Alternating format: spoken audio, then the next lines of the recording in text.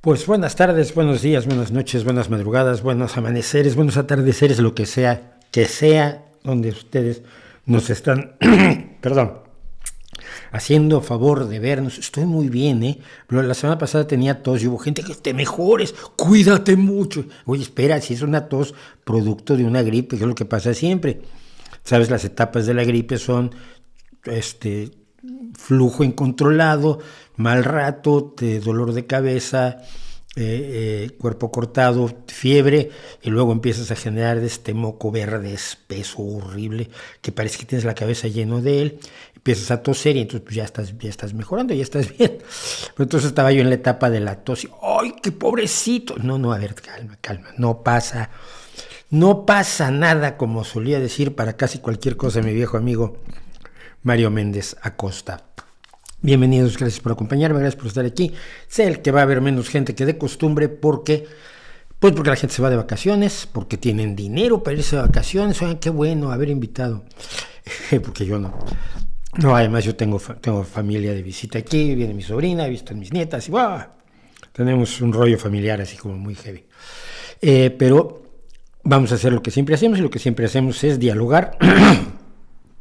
Bueno, monologar yo, dialogar un poco con el chat y invitarlos a abordar algunos temas de actualidad y a pensar con criterio, a pensar críticamente, a pensar dudando. Y digo el dudando porque hay mucha gente que me llama enormemente la atención tratando el tema directamente de la guerra de Ucrania. Gente que a estas alturas, 300 días, ya más de 300 días o 300 días de que las fuerzas rusas, Putin concretamente, invadió Ucrania brutalmente, me dicen, pero es que tú no dices nada del genocidio de Ucrania contra la gente del Donbass. No, porque no existió, pero ¿cómo es posible que en 300 días de guerra, que ha sido un tema constante, continuo, presente en la realidad cotidiana de los medios de comunicación, no te hayas enterado que es parte de la propaganda rusa y que no hay tal genocidio? Me asombra muchísimo. Pensar críticamente e informarse implica eso, implica dudar de la realidad y dudar razonablemente, es decir, dudar diciendo ¿qué necesito yo para que me convenzas? Si no hay forma de convencerte, lo tuyo es desinformación, tú eres un creyente. Pero todos tenemos en el terreno de la razón, en el terreno del pensamiento, tenemos formas de que nos convenzan de que estamos equivocados. Y eso es lo que yo quiero que ustedes piensen la realidad con una actitud cuestionadora, pero al mismo tiempo con una actitud que admita cuando estaban equivocados, cosa que es de las más difíciles de admitir de toda la vida. Les voy a pedir, como siempre, su apoyo en Patreon y PayPal. En Patreon es una aportación mensual que hace la gente que con mucho cariño quiere que este canal siga adelante, y PayPal pues es una aportación por una sola vez, como las que pueden hacer aquí en el chat a través de los super stickers y los super chats, que por cierto ya vi que Héctor Caldera me mandó ahí 65 pesotes en un super sticker y le agradezco muchísimo que me lo envía, y super stickers y super chats con los cuales pues, pueden también ayudar a mandar algo de recursos a este canal, que me los pagan cuando me pagan la publicidad de estos de millones de publicidad. Gano uno muy poco en publicidad, por eso me gusta más Patreon, porque además Patreon se queda con una comisión mínima, porque el mismo fundador de Patreon es gente que vive de sus cosas en YouTube, o bueno, ya cada vez menos, porque ha crecido musicalmente Pomplamoose, pero originalmente Pomplamoose son Jack y Natalie, vivían de lo que subían a YouTube, de sus canciones, de sus covers, con los arreglos y teclados de Jack Conte y la maravillosa voz de Natalie. Se los recomiendo muchísimo. Bueno, ahí están también las aquí, ¿dónde? Aquí están también las redes sociales donde me pueden ustedes encontrar para verme peleándome con mucha más gente. Voy a hacer algo de chat porque con el vídeo que hice ayer tengo una cosa adicional, hoy tengo premio. Entonces, bueno, vamos a empezar por el principio. Como dijo, iba a hacer un chiste malísimo que seguro ofende a alguien. Vamos por partes, como dijo Jack el Destripador. Opino de Sergio Aguayo. No conozco a Sergio Aguayo, no sé quién sea Sergio Aguayo. Te has entrado al negocio de las estampitas de Trump. Vamos a hablar hoy de la semanita que se ha metido Trump, que no se la deseó. Es como la semana pasada fue la semana de Elon Musk, que terminó cuando Elon Musk dijo: voy a hacer una encuesta, díganme, debo renunciar como presidente y director general de Twitter y voy a hacer lo que me digan. Y entonces dijo, 57% dijo, pues, renuncia. Entonces ahora ya no quiere. Qué raro. Son los demócratas de espera un poco. Los demócratas que creen que van a ganar siempre y que cuando pierden se las arreglan para ganar, como Trump. Entonces, ya no le gustó lo de que la mayoría de la gente le dijera que nos encantaría no verlo como presidente y director general, que es el CEO, el Chief Executive Officer de Twitter, porque se lo está cargando. Y se lo está cargando, y aquí hay que decir algo interesante que vale la pena aclarar. Twitter es un negocio. Es una empresa privada. Era una empresa que cotizaba en bolsa, compró todas las acciones Elon Musk, ahora ya no cotiza en bolsa, no le responde a ningún accionista, solo le responde a las ocurrencias y caprichos de Elonio Musco. Pero es mucho más.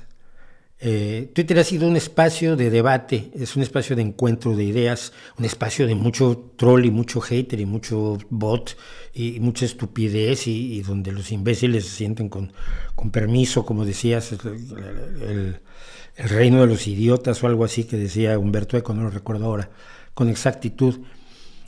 Pero también ha sido nuestro hogar, nuestro espacio de compartir información importante. A mí me llega mucha información por mensajes abiertos, por mensajes directos de Twitter, por eso los tengo abiertos, aunque desde que llegó Elon Musk me está llegando una cantidad de spam enorme por los directos. Antes controlaban de alguna manera que no entrara spam por directos, pero yo tengo los directos abiertos porque hay gente que me dice: te tengo esta información. Twitter es mucho más que meramente una empresa. Y cuando las cosas son más que una empresa, tienen que considerarse en su dimensión y en su valor social. Esto horroriza a Rayito y sus rayititos, a los ultraliberales, a los ultraneoliberales, a los de la CFR. Pero es cierto, hay ciertas empresas humanas que, naciendo como empresas privadas, como empresas de una sola persona o de un grupo de personas, adquieren una dimensión social que por lo tanto tiene que ser respetada y adoptada como parte de su gestión, de su organización, y no se puede partir simplemente de la base de que, pues, como es mío, yo hago lo que quiero. No, es que no funciona eso ni con tu auto es tuyo, pero no puedes atropellar gatitos por la calle porque vas a acabar en la cárcel. No porque sea tuyo pierde su responsabilidad social, y cuando tiene una gran responsabilidad social, pues tenemos el problema que han tenido las redes sociales, que todavía no sabemos cómo manejarlas para respetar la sagrada propiedad privada, hablar a los medios de comunicación, el libre mercado, el capitalismo, que está muy bien, y al mismo tiempo mantener la responsabilidad social, el valor social, la equidad en la participación, los elementos democráticos, que no tienen nada que ver con todo eso que dije antes, pero que son parte fundamental de nuestra sociedad y tienen que incidir en las empresas libres. Entonces, pues, la semana pasada por eso fue de la patada a Elon Musk, entre otras cosas, y terminó con eso, con que le dijeron que se fuera y parece que no se quiere ir. Pero bueno, la semanita de Donald Trump ha estado también de súper lujo. Bueno, pero me dicen, a ver, ¿qué opinión tienes de Jaime Bailey? No lo conozco tampoco, no conozco a Jaime Bailey. ¿Debería conocerlo? ¿Es buena persona? ¿Canta bien? No sé. Igual debería yo conocerlo.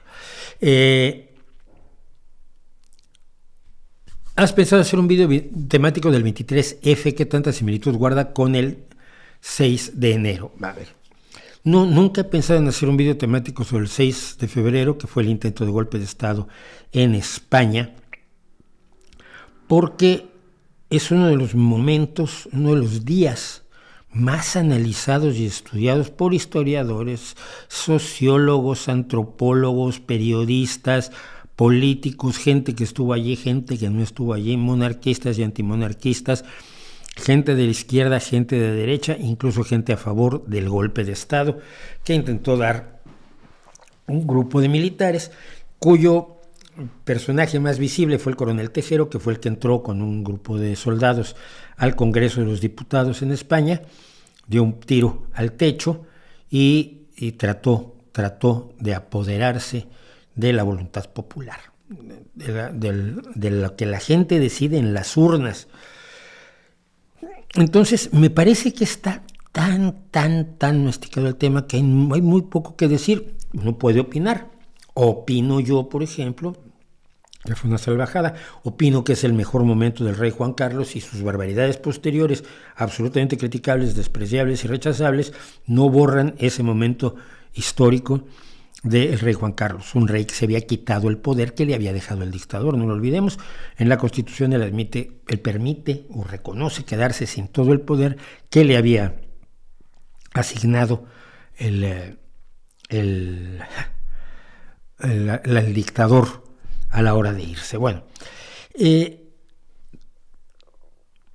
eso es lo que puedo yo opinar. Puedo opinar que fue una barbaridad, puedo opinar que les dieron, que fue horrible que no cumplieran las penas de prisión que se les asignaron a los que habían cometido este horrible acto en contra de un experimento democrático importantísimo.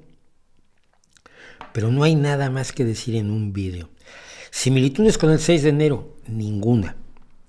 Primero que nada, el 6 de enero lo que se hace es lanzar un grupo de personas enloquecidas que habían sido, digamos, adobadas con una serie de ideas conspiranoicas, principalmente las de QAnon, principalmente las de que los juicios de impeachment contra Donald Trump eran cacerías de brujas, con la idea de que los demócratas son comunistas, ¿no? Que los comunistas voltean y dicen, ¿qué?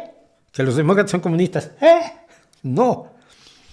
O sea, un grupo de personas que ya habían sido radicalizadas por la vía del discurso, encabezadas por 3 o 4 grupos, los Proud Boys, los Housekeepers, los 13%, y no me acuerdo quiénes más, 3 o 4 grupos paramilitares bien organizados que sirvieron para atraer a esa multitud de gente.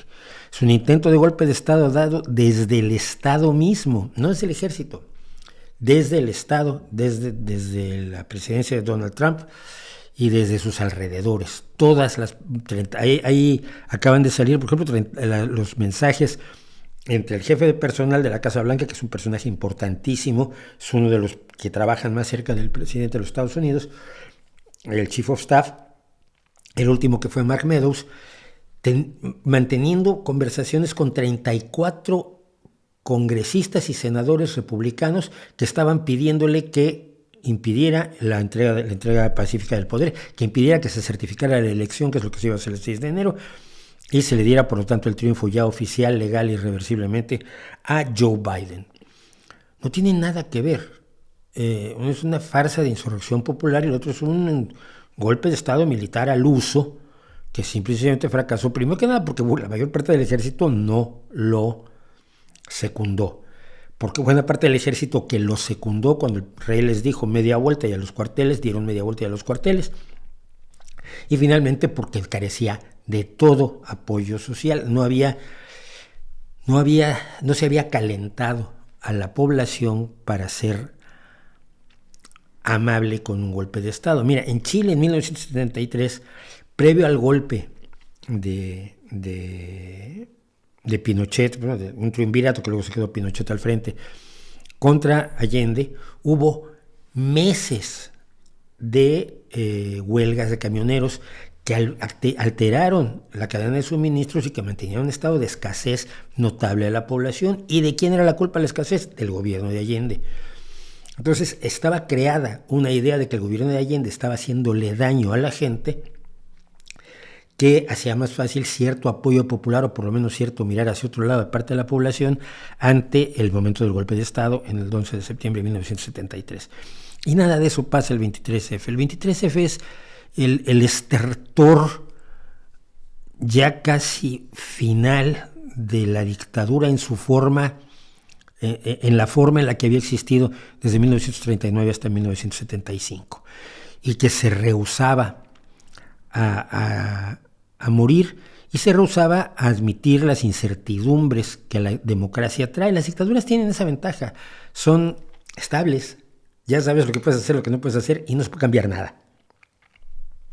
Algunas personas aprecian muchísimo la estabilidad, otros aprecian el cambio, la incertidumbre y la posibilidad de avanzar, la posibilidad de equivocarse y de rectificar, que es lo que nos ofrece la democracia. Entonces, a eso es a lo que se resistía el 23F, son mecanismos totalmente distintos. ¿Por qué muchas personas valoran tanto la filosofía? Porque les han dicho que la tienen que valorar. Les han enseñado que la filosofía es importante y no les han enseñado a pensar críticamente de manera tan intensa como para cuestionar esas ideas. ¿Sí? Porque verás, si el filósofo te enseña a cuestionar la filosofía, pues uno tiene que venderte.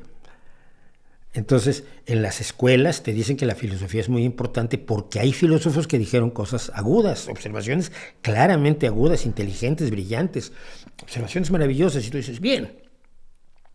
Pero en la literatura también hay eso, y ¿por qué no le damos el mismo valor de, ay, qué inteligentes y qué valiosos y qué científicos son los escritores de novelas? Porque es el mismo proceso, especulación, especular sobre la realidad, ficcionalizar, imaginar, sacar conclusiones y contarlas. Simplemente que el filósofo lo hace, o nos dicen que el filósofo lo hace con mayor calidad, que lo hace mejor y que por lo tanto pues, piensa mejor. Cuando tú analizas la realidad, no piensa mejor.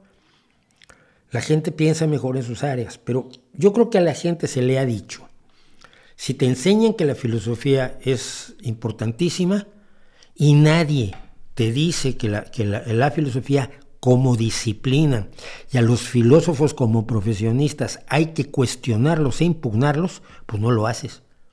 Es como quien vive en un mundo católico, en un mundo estrictamente religioso. Siempre he dicho yo que la filosofía es la religión sin Dios, pero tiene los mismos mecanismos. Si tú naces en un mundo ultrarreligioso, pero puede ser hasídico judío, puede ser talibán musulmán, puede ser de los más extremistas sectas cristianas. Naces allí, te enseñan lo que hay. Te enseñan que la Biblia es lo más importante, que es enormemente valiosa, que contiene toda la verdad y que quienes la interpretan correctamente. Y nunca te enseñan a dudar. La vasta mayoría de las personas que nacen en esas sociedades van a ser obedientes a esa religión, nunca la van a cuestionar porque no les han enseñado a cuestionarla. Yo creo que una de las cosas que más les molesta a muchos filósofos, de los que trabajan en mi club de haters, que son de los que más trabajan, no es que yo los cuestione, no soy nadie. Me dicen muy seguido, no eres nadie, pues, entonces ¿por qué te preocupas de lo que yo digo, chaval? Con pasar de mí estaba muy bien eso, como yo paso de la gente que me hatea, pues los bloqueo y no estoy con el hígado entre los dientes porque alguien me dijo que soy viejo y feo, por Dios. Pues no, ellos hacen videos y entradas de blog sobre lo que yo digo. Quizás no porque lo que yo digo sea tan acertado o tan importante, sino por el temor de que otras personas vean lo que yo dije y sin pensar lo mismo que yo pienso, cual es muy válido, digan, bueno, pues lo de la filosofía, ¿realmente cómo va esto? ¿Por qué cuando Zizek dice cualquier tartaja, y dice estupideces gordas, dice cualquier tontería sobre psicoanálisis y en el país le dan una plana entera? ¿Por qué? ¿Y por qué le creemos a Foucault? ¿Y por qué dicen que Lacan tiene razón? ¿Y por qué ahora somos, que decía yo que ahora está de moda ser ¿cuál era?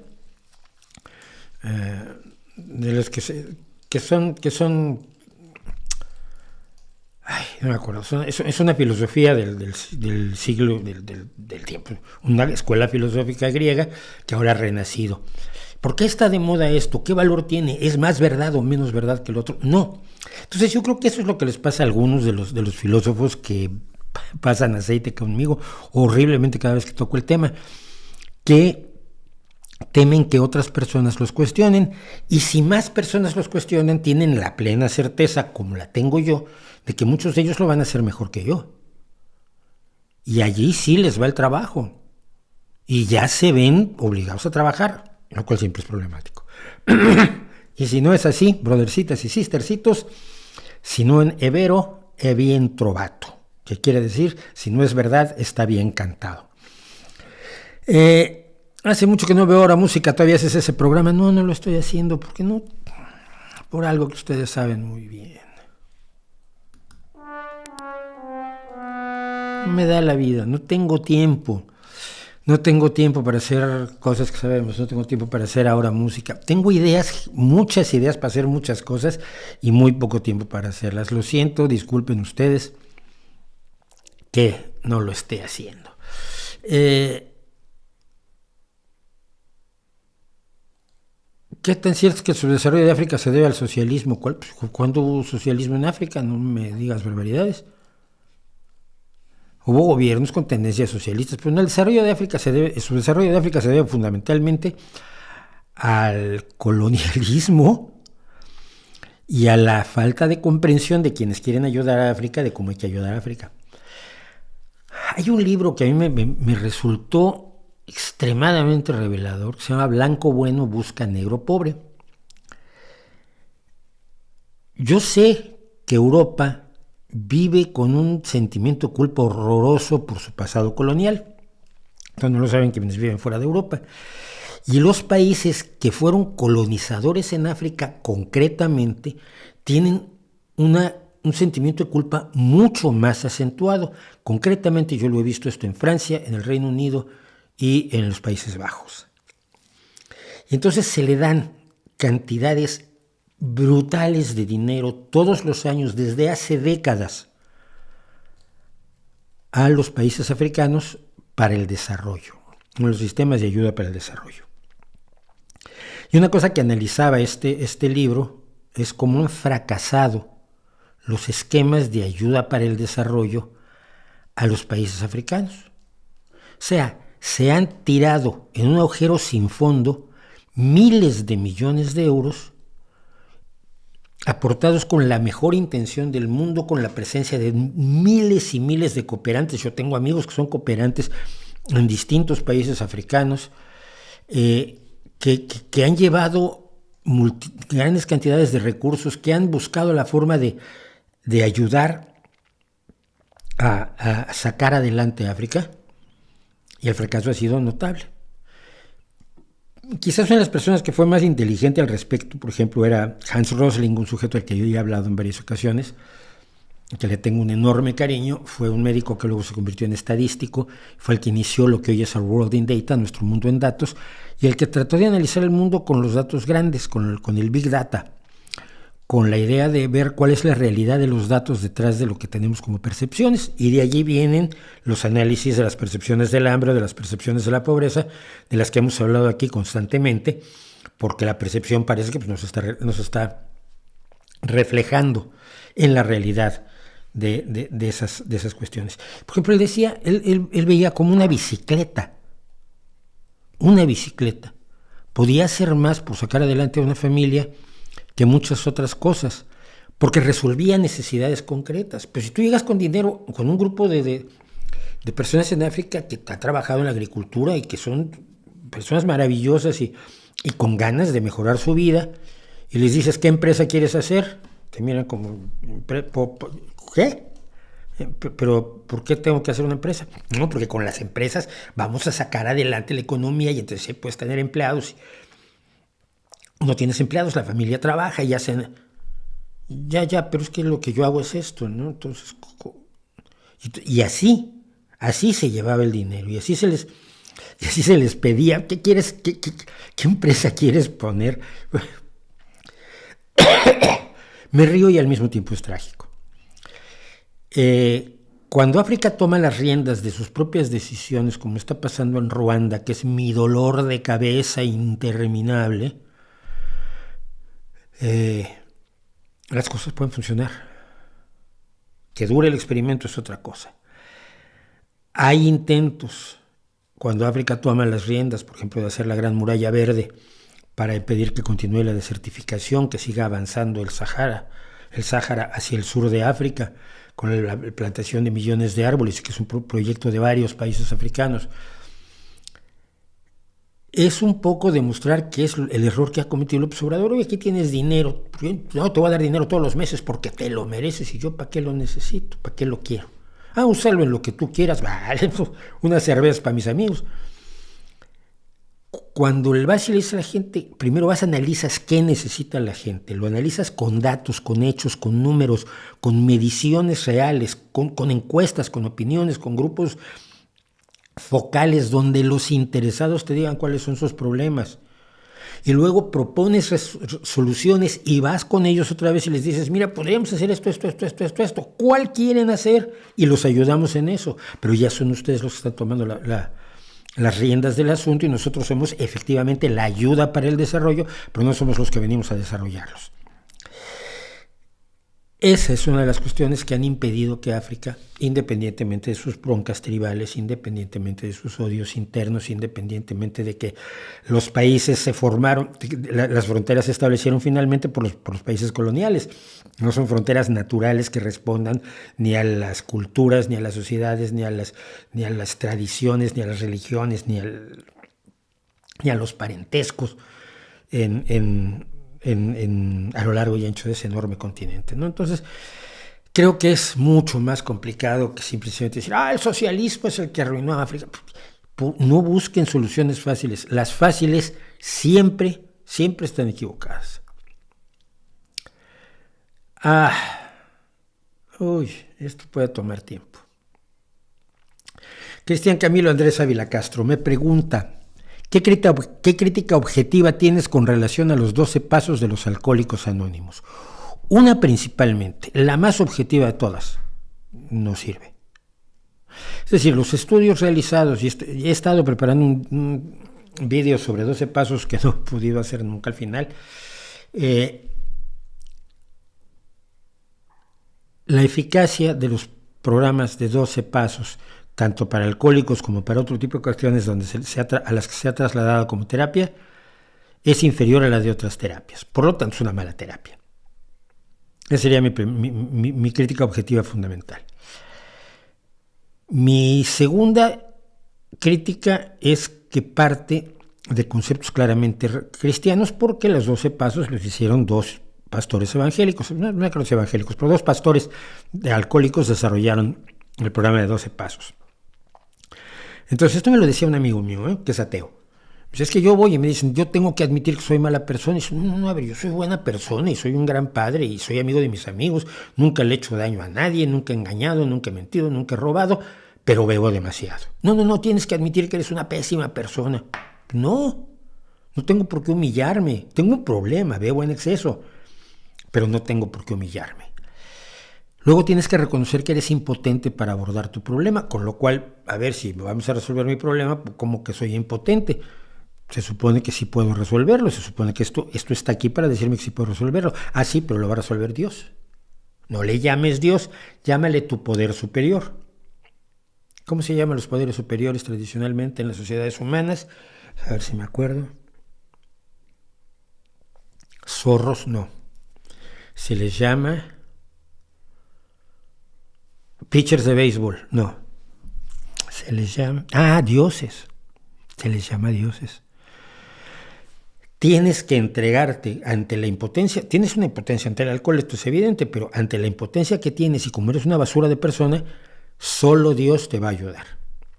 Y entonces el programa, aparte de proponerte, por supuesto, el dejar de beber, te propone también el celibato. Bueno, si estás casado, ya puedes, pero si no, y si estás casado, cuidado, ni una cana al aire. Y todo lo demás que implica la religión. Todo eso es lo que engloban los programas de 12 pasos, y que a mí me parecen preocupantes, sobre todo porque a los ateos les dicen que no pueden dejar de beber. Yo tengo un amigo mexicano muy querido que tuvo un problema de alcohol muy fuerte y que durante años no encontró apoyo, porque sí, los grupos de apoyo son importantes cuando se dan cuenta de que la gente a su alrededor tiene los mismos problemas que tenían ellos, ¿no? Que su problema no son ellos, sino que es la bebida o la droga en su caso. Cuando tus inhibiciones se caen, la que habla es la droga, la que habla es el alcohol. Sí, son importantes los grupos de apoyo, pero no encontraba un solo grupo de apoyo para él porque era ateo. Y entonces, no, pero es que aquí tiene usted que creer en un poder superior, pues el único poder superior que creo es en Messi, ¿no? O algo así. Entonces, esos son los problemas que tienen los sistemas, los programas de 12 pasos. Gracias, saludos desde Ecuador, desde Irapuato.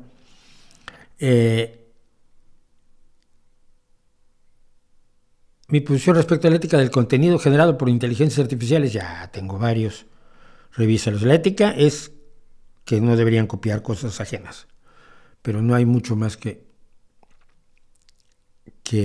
eso. Bueno, pero decía yo que vamos a entrar. Este fue el video que hicimos el día de ayer, nuestro glorioso, escalofriante especial contra la modificación de cultivos. Generalmente no hago yo actuación, pero soy un enamorado de la actuación y he actuado muchos años en la vida, hice televisión, hice teatro, bueno, pero no, sobre todo teatro y televisión. Era muy pobre, entonces hacíamos telesecundaria y temas de primaria, como actores nos íbamos porque el hambre era dura. Y yo algo estudié del método Stanislavski, pero bueno, esta vez decidí hacer algo chistoso, divertido, que me parecía por un lado revelador, pero por otro lado también entretenido y jocoso. Y no salió mal, según yo, pero de todos modos no ha tenido ningún eco. Tiene 3,000 visualizaciones a estas alturas, 25 horas y media después de haberse publicado. O sea que no sé qué tan buena sea la experiencia, así como para repetirla, porque habría otras cosas que se podrían hacer en ese mismo terreno, como algunas cosas actuadas que he hecho y demás. Pero esto que hice era sobre, más que con Greenpeace, era con el tema de la modificación de cultivos por el problema que tiene México ante la insistencia de Andrés Manuel López Obrador y su bruja mayor, María Elena Álvarez Bulla, su superchamana del chulel del maíz, porque siguen insistiendo en prohibir la importación de maíz transgénico a México, condenando a México a comprar maíz más caro en otros lados. Y siguen insistiendo en deshacerse del glifosato para poder así usar otros herbicidas que son todos más caros, más peligrosos, menos eficaces. ¿Por qué es el glifosato el herbicida más usado en todo el planeta? ¿Porque Monsanto es muy malo? No, porque funciona. Porque sirve, porque no es tan dañino como otros, para el ser humano, para el medio ambiente, para los animalitos, etc. Esto que es tan sencillo, no lo pueden entender. Y por eso hice esto, que estaba un poco también dedicado a esa visión mágica. Pero me encontré en este proceso con una cosa una publicidad de Greenpeace, porque ustedes saben que Greenpeace hace publicidad, no hace nada más. Pero muy curiosamente, por una vez en la vida, esta cosita publicitaria pretende decirnos qué hace Greenpeace. Y dije, mira, pues vamos a ver qué hace Greenpeace. Y entonces, bueno, lo traje para acá y vamos a ver qué nos dice, qué hace Greenpeace. Los voy a estar interrumpiendo porque quizás hay algunas pequeñas aclaraciones que hacer. Ya me dirán ustedes. ¿Qué hace Greenpeace? Podríamos decirte que investigamos delitos medioambientales. Sí, vamos, podrían decirme que tienen un circo con osos panda maestrados o que son campeones de la NBA. Podrían decirlo, pero ninguna de esas cosas es cierta. Greenpeace nunca ha investigado nada. A veces va y mide algo con una cosa que ni siquiera es adecuada para medirlo, pero nunca ha publicado sus estudios en ninguna revista científica del mundo. Y estamos hablando que esto empezó en noviembre de 1971, cuando a mí me detenían por protestar por una prueba atómica ante la embajada estadounidense en México, y Greenpeace protestaba por lo mismo, yendo en un barquito, un grupo de religiosos cuáqueros, a tratar de impedir la prueba nuclear. Hasta ahí estábamos de acuerdo, luego ya nos dejamos de estar de acuerdo muy pronto. Aquí ponen unos señores con unos monos muy bonitos, ¿sí? Que dicen Greenpeace, amarillos, con gafas y todos, como biopeligro enorme, haciendo algo. Y quieren hacernos creer que esos son estudios. Cuando fueron a medir, por ejemplo, la radiactividad en Fukushima, sus mediciones no se correspondían a la realidad, porque llevaban equipo que no era el adecuado, porque no iban a eso, porque no están estudiando, porque los hechos, los datos, la información científica siempre le ha tenido totalmente sin cuidado a Greenpeace. Pero bueno, podrían decir eso. Que luchamos para frenar el cambio climático. Uy, se bloqueó esto. Que luchamos para frenar el cambio climático. Sí, podrían decir que luchan para frenar el cambio climático, pero no lo hacen. ¿Por qué? Primero que nada, porque claro, tú no puedes usar combustibles fósiles. Ellos en sus barquitos sí. O sea, ellos no andan en barquitos a remo. Con lo cual ahorraríamos pues, algunas emisiones de gases de invernadero a la atmósfera. Pero ellos tienen permiso. Pero no. Luchar contra el cambio climático es establecer los mecanismos científicos, tecnológicos y sociales necesarios para hacer viable el cambio de paradigma en cuanto a la generación y uso de energía. Es decir, necesitamos formas de energía que sean más baratas, más eficientes, más verdes, más bonitas. Y todavía no las tenemos. El otro día que comentaba lo de la fusión, alguien llegó y me insultaba porque hablé de la prima verde y me insultaba porque me trataba de demostrar que era más barata la energía eléctrica por celdas solares y aerogeneradores que por combustibles fósiles. No sé si es cierto. El problema es que no hay suficiente base instalada, el problema es que no es 24 horas al día, y el otro problema es que no es la única forma que gastamos energía. El cambio climático está movido, por ejemplo, por camiones. Los camiones necesitan combustible, ese combustible hay que sustituirlo y ese no lo sustituyes con un aerogenerador. Necesitas combustibles como el hidrógeno, que sean generados en otro lado, que se puedan trasladar de cierta manera y que no salgan mucho más caros que el combustible actual, porque si no los transportistas no lo quieren, y si los obligas a asumirlo, ese precio adicional se lo van a cobrar a la persona que compró el tomate, que fue transportado en el camioncito. Y generalmente ese aumento en el precio del tomate a quien más va a perjudicar es a los más pobres, porque si a los señores de Greenpeace les aumenta el 50% el precio del tomate, siguen comiendo ensaladas. Así que lo de luchar contra el cambio climático, no, digamos que se manifiestan contra el cambio climático, pero impiden, por ejemplo, la instalación de generadores de energía nuclear que resolverían el problema a una velocidad mucho mayor que a cualquiera otra de los sueños que tienen ellos. Necesitamos la energía nuclear, lo saben, los datos están allí, está demostrado, pero Greenpeace no lo quiere. Y si no lo quiere, que no me cuenten que luchan contra el cambio climático, por favor. El cambio climático. Que defendemos nuestros océanos y bosques. Bien, como vemos aquí están defendiendo su océano con un barquito con motor a gasolina, tomando por asalto un barco muy grande. Y el bosque y el océano allí, ¿qué? Para poder explicar que todo esto es mentira hay que remitirnos a los orígenes de Greenpeace, y los orígenes de Greenpeace decía yo que era un grupo de cuáqueros. Los cuáqueros son una secta protestante muy peculiar, por ejemplo hizo muchísimo en contra de la esclavitud durante los años de la lucha contra la esclavitud en los Estados Unidos. Sin duda alguna los hermanos cuáqueros hicieron una importante labor. Pero los cuáqueros son enemigos de la acción directa. Lo que ellos hacen es prestar testimonio. Entonces se ponen donde están los problemas, sacan una pancarta y prestan testimonio. Esta es una práctica religiosa perfectamente instalada en el imaginario de los cuáqueros y la ha retomado Greenpeace porque Greenpeace presta testimonio. Es decir, te informa, este barco contamina. Vale. ¿Cómo hacemos para que deje de contaminar el barco? Este barco contamina. Pero es que el barquito lo necesitamos porque está llevando medicinas a un lugar donde se necesitan las medicinas y entonces, ¿cómo las llevamos? Este barco contamina. Y de ahí no lo sacas, nunca. Así no se defienden los bosques. Mira, los bosques se defienden, por ejemplo, con opciones para que no sea necesario talar bosques. Por ejemplo, con una intensiva tecnología agrícola que impide el desmonte de más bosques para instalar más territorios de cultivo.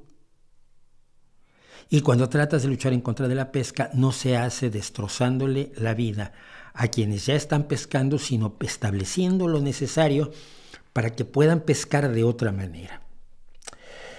Pero defiende nuestros océanos y bosques. Que estamos peleando para poner fin a las macrogranjas. ¡Oh, las macrogranjas! Las macrogranjas. Es la obsesión del miniministro de Consumo español, Alberto Garzón. Parece que vio este anuncio y ¡uy! Las macrogranjas. ¿Qué son las macrogranjas? Son las granjas intensivas. ¿Qué hacen las granjas intensivas? Las granjas intensivas es lograr la explotación agrícola, la explotación pecuaria en espacios, en extensiones mucho más estrechas que la ganadería intensiva, que la ganadería extensiva, con una mayor productividad y con una menor problemática en una serie de espacios.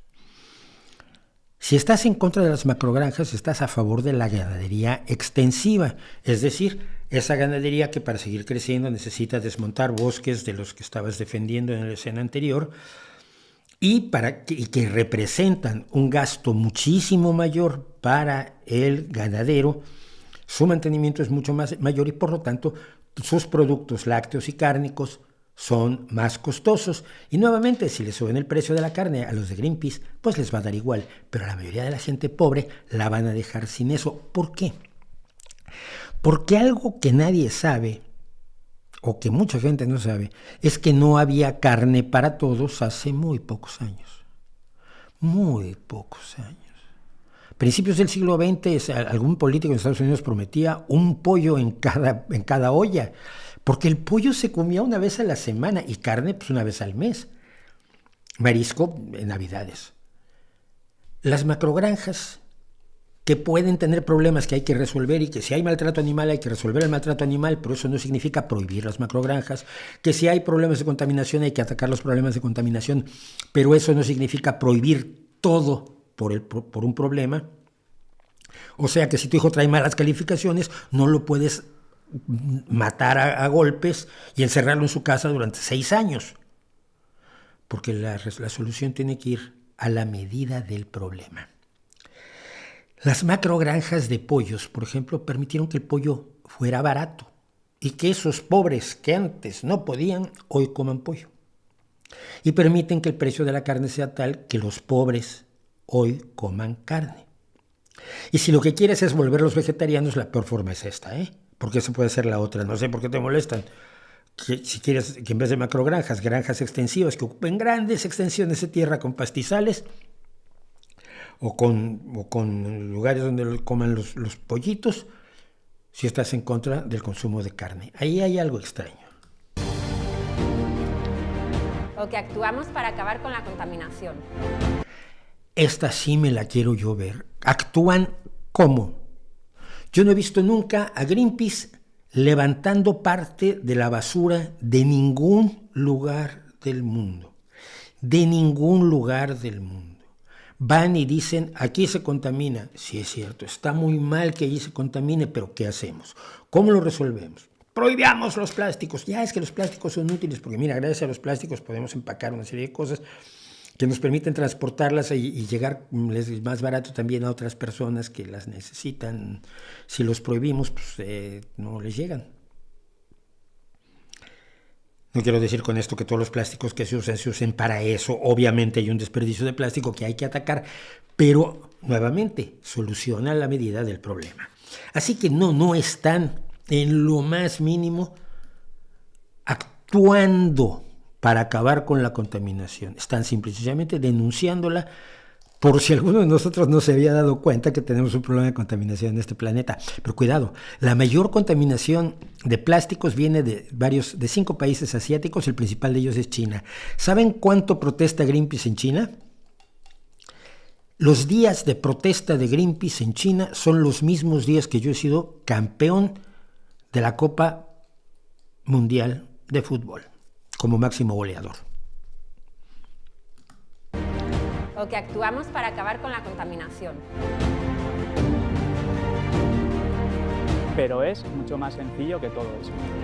Bueno, sí, claro que es mucho más sencillo, ustedes simplemente protestan, pero eso de irle a pintar a otras personas sus cosas, su edificio, sus hilos, creo que son los hilos los que han pintarrajeado aquí, parece un hilo, no sé qué es, pero van a un lugar privado, se meten, esto en mi pueblo se llamaba allanamiento, y luego pues les pintan cosas allí, eso en mi pueblo se llamaba, no sé, pero es un delito. Como lo hicieron sin que les importaran los glifos de Perú, cuando pues, hicieron estos famosos glifos rituales que existen, ahora no me acuerdo cómo se llaman, que los tarados creían que eran pistas de aterrizaje para extraterrestres. ¿Y por qué una pista de aterrizaje tiene forma de araña? Aterriza así la nave extraterrestre o cómo, ¿verdad? Pero no, son glifos de un valor cultural importantísimo y que destruyeron alguno o lo afectaron a alguno, pues estaban haciendo una de sus protestas, porque se sienten por encima de la ley. Eso sí, ¿qué hace Greenpeace? Sentirse por encima de la ley y actuar por encima de la ley. Pero es mucho más sencillo que todo eso. En Greenpeace ponemos el cuerpo entre la naturaleza y los que la quieren destruir. Falso y mentira absoluta. Otros luchadores por el medio ambiente, y aquí hay que ser un poco menos miserable, Greenpeace, otros luchadores por el medio ambiente, por ejemplo en el Amazonas, han puesto el cuerpo entre el Amazonas y quienes lo han querido destruir, y los han matado. Tenemos un problema de activistas por el medio ambiente asesinados en América Latina y ninguno era de Greenpeace. No sean desgraciados. Es que debería darles vergüenza. ¿Qué más hace Greenpeace? Ya. Veía yo ahora que decían esto de ponemos el cuerpo entre la naturaleza y los que la quieren destruir, veía yo esta tortuguita. Mi hija, cuando era adolescente, mi hija mayor, se iba a las costas de Oaxaca a vigilar, a poner el cuerpo en los ponederos de huevos de las tortugas en el Pacífico, para vigilar que cuando salieran las tortugas los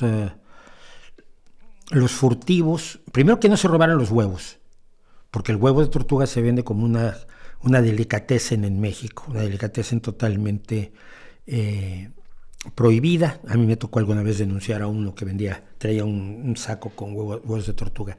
Y luego a las tortugas pequeñitas, tratar de salvarlas para que pudieran llegar al mar, porque en el trecho de que salen de la arena a que van al mar, es donde las gaviotas y otros muchos depredadores pues tienen buffet libre. Mi hija sí lo hizo, y mi hija no es ninguna, no se las da de ser ninguna heroína del ambientalismo, pero por allí nunca hubo nadie de Greenpeace.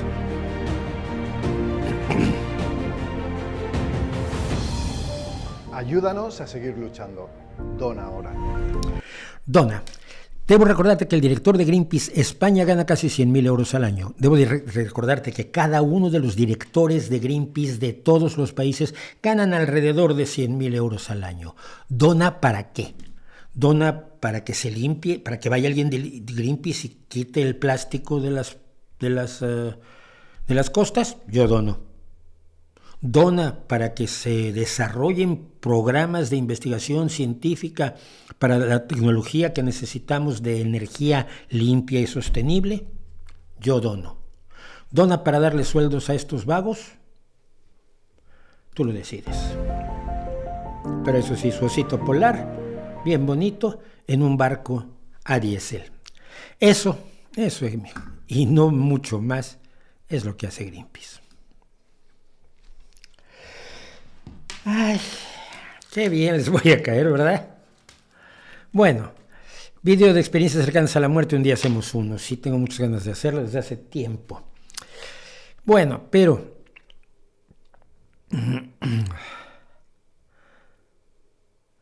vamos a hablar de un asunto que me preocupa mucho en México, porque soy de origen mexicano, porque soy periodista, porque además conocí y colaboré en cierta medida brevemente con la persona que protagoniza parte de esta historia, que es Ciro Gómez Leiva.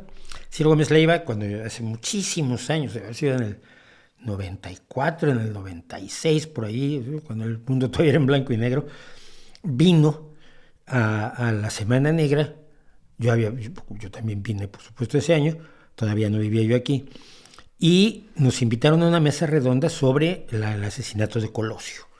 Y entonces, desde distintos puntos de vista, pues analizamos lo que había sido el asesinato de Colosio, sobre todo buscando el cui bono, o sea, quién salía beneficiado, porque en aquel momento todos los dedos señalaban a Carlos Salinas como probable asesino o probablemente autor intelectual del asesinato de Colosio, y cualquier análisis criminalístico mínimo te dice que el que peor salía perjudicado por este asesinato, pues era Carlos Salinas mismo. Entonces, en el estudio de los crímenes suele buscarse el cui bono, quién es el que se beneficia.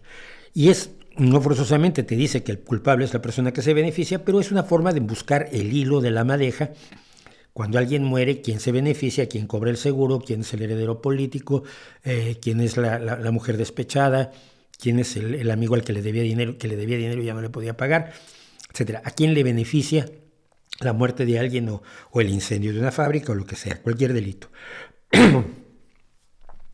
Entonces, en resumidas cuentas, que conocer y intentamos hacer un documental un poco por aquí de la Semana Negra, Ciro y yo.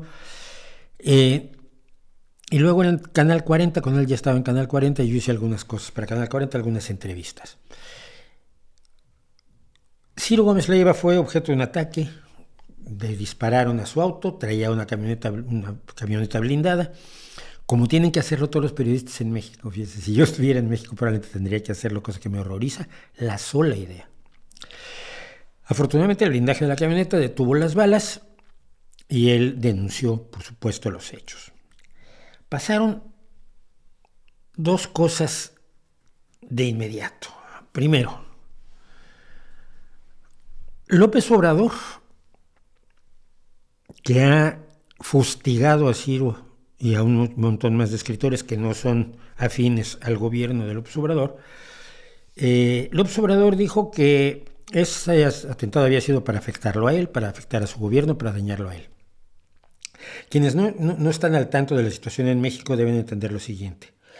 En México todo ocurre alrededor del presidente y solo es para el presidente. Si las feministas protestan porque hay miles y miles de mujeres violadas y asesinadas continuamente, y además se han cerrado los programas de apoyo a mujeres víctimas de violencia de género, y se han requisado los fideicomisos destinados a apoyar a las mujeres de violencia de género, si las mujeres salen y protestan por eso, lo hacen porque lo paga la derecha para dañar al gobierno de Andrés Manuel López Obrador. No lo hacen porque honestamente sienten que están hartas de que maten a las mujeres. Si los padres de niños con cáncer que ya han tenido graves problemas de abasto de sus medicamentos, como lo hemos constatado aquí con todo tipo de datos y con 2 entrevistas, o 3, no 2 entrevistas, y siguiendo la historia durante años, si los padres protestan, están propiciando el golpe de Estado porque lo hacen contra López Obrador, no porque les importen sus hijos con cáncer. Si ustedes no entienden esa lógica, no van a entender cómo puede López Obrador pensar que el ataque a Ciro Gómez Leiva, enemigo de López Obrador, según el mundo de López Obrador, yo podría decir que es su adversario, podría decir que es su crítico, podría decir que es un periodista disidente, pero en el mundo de López Obrador él es su enemigo. Y el ataque al enemigo de López Obrador pues era para perjudicarlo a él. Eso no tiene ninguna lógica. Más allá del narcisismo absolutamente psicopático de López Obrador, hay otro problema, sin embargo. Inmediatamente 136 periodistas, 177 periodistas o 180 ya la última vez que conté, expidieron una carta en la que pedían al López Obrador que cesara los hostigamientos a la prensa, y yo estaría de acuerdo, pero por motivos distintos,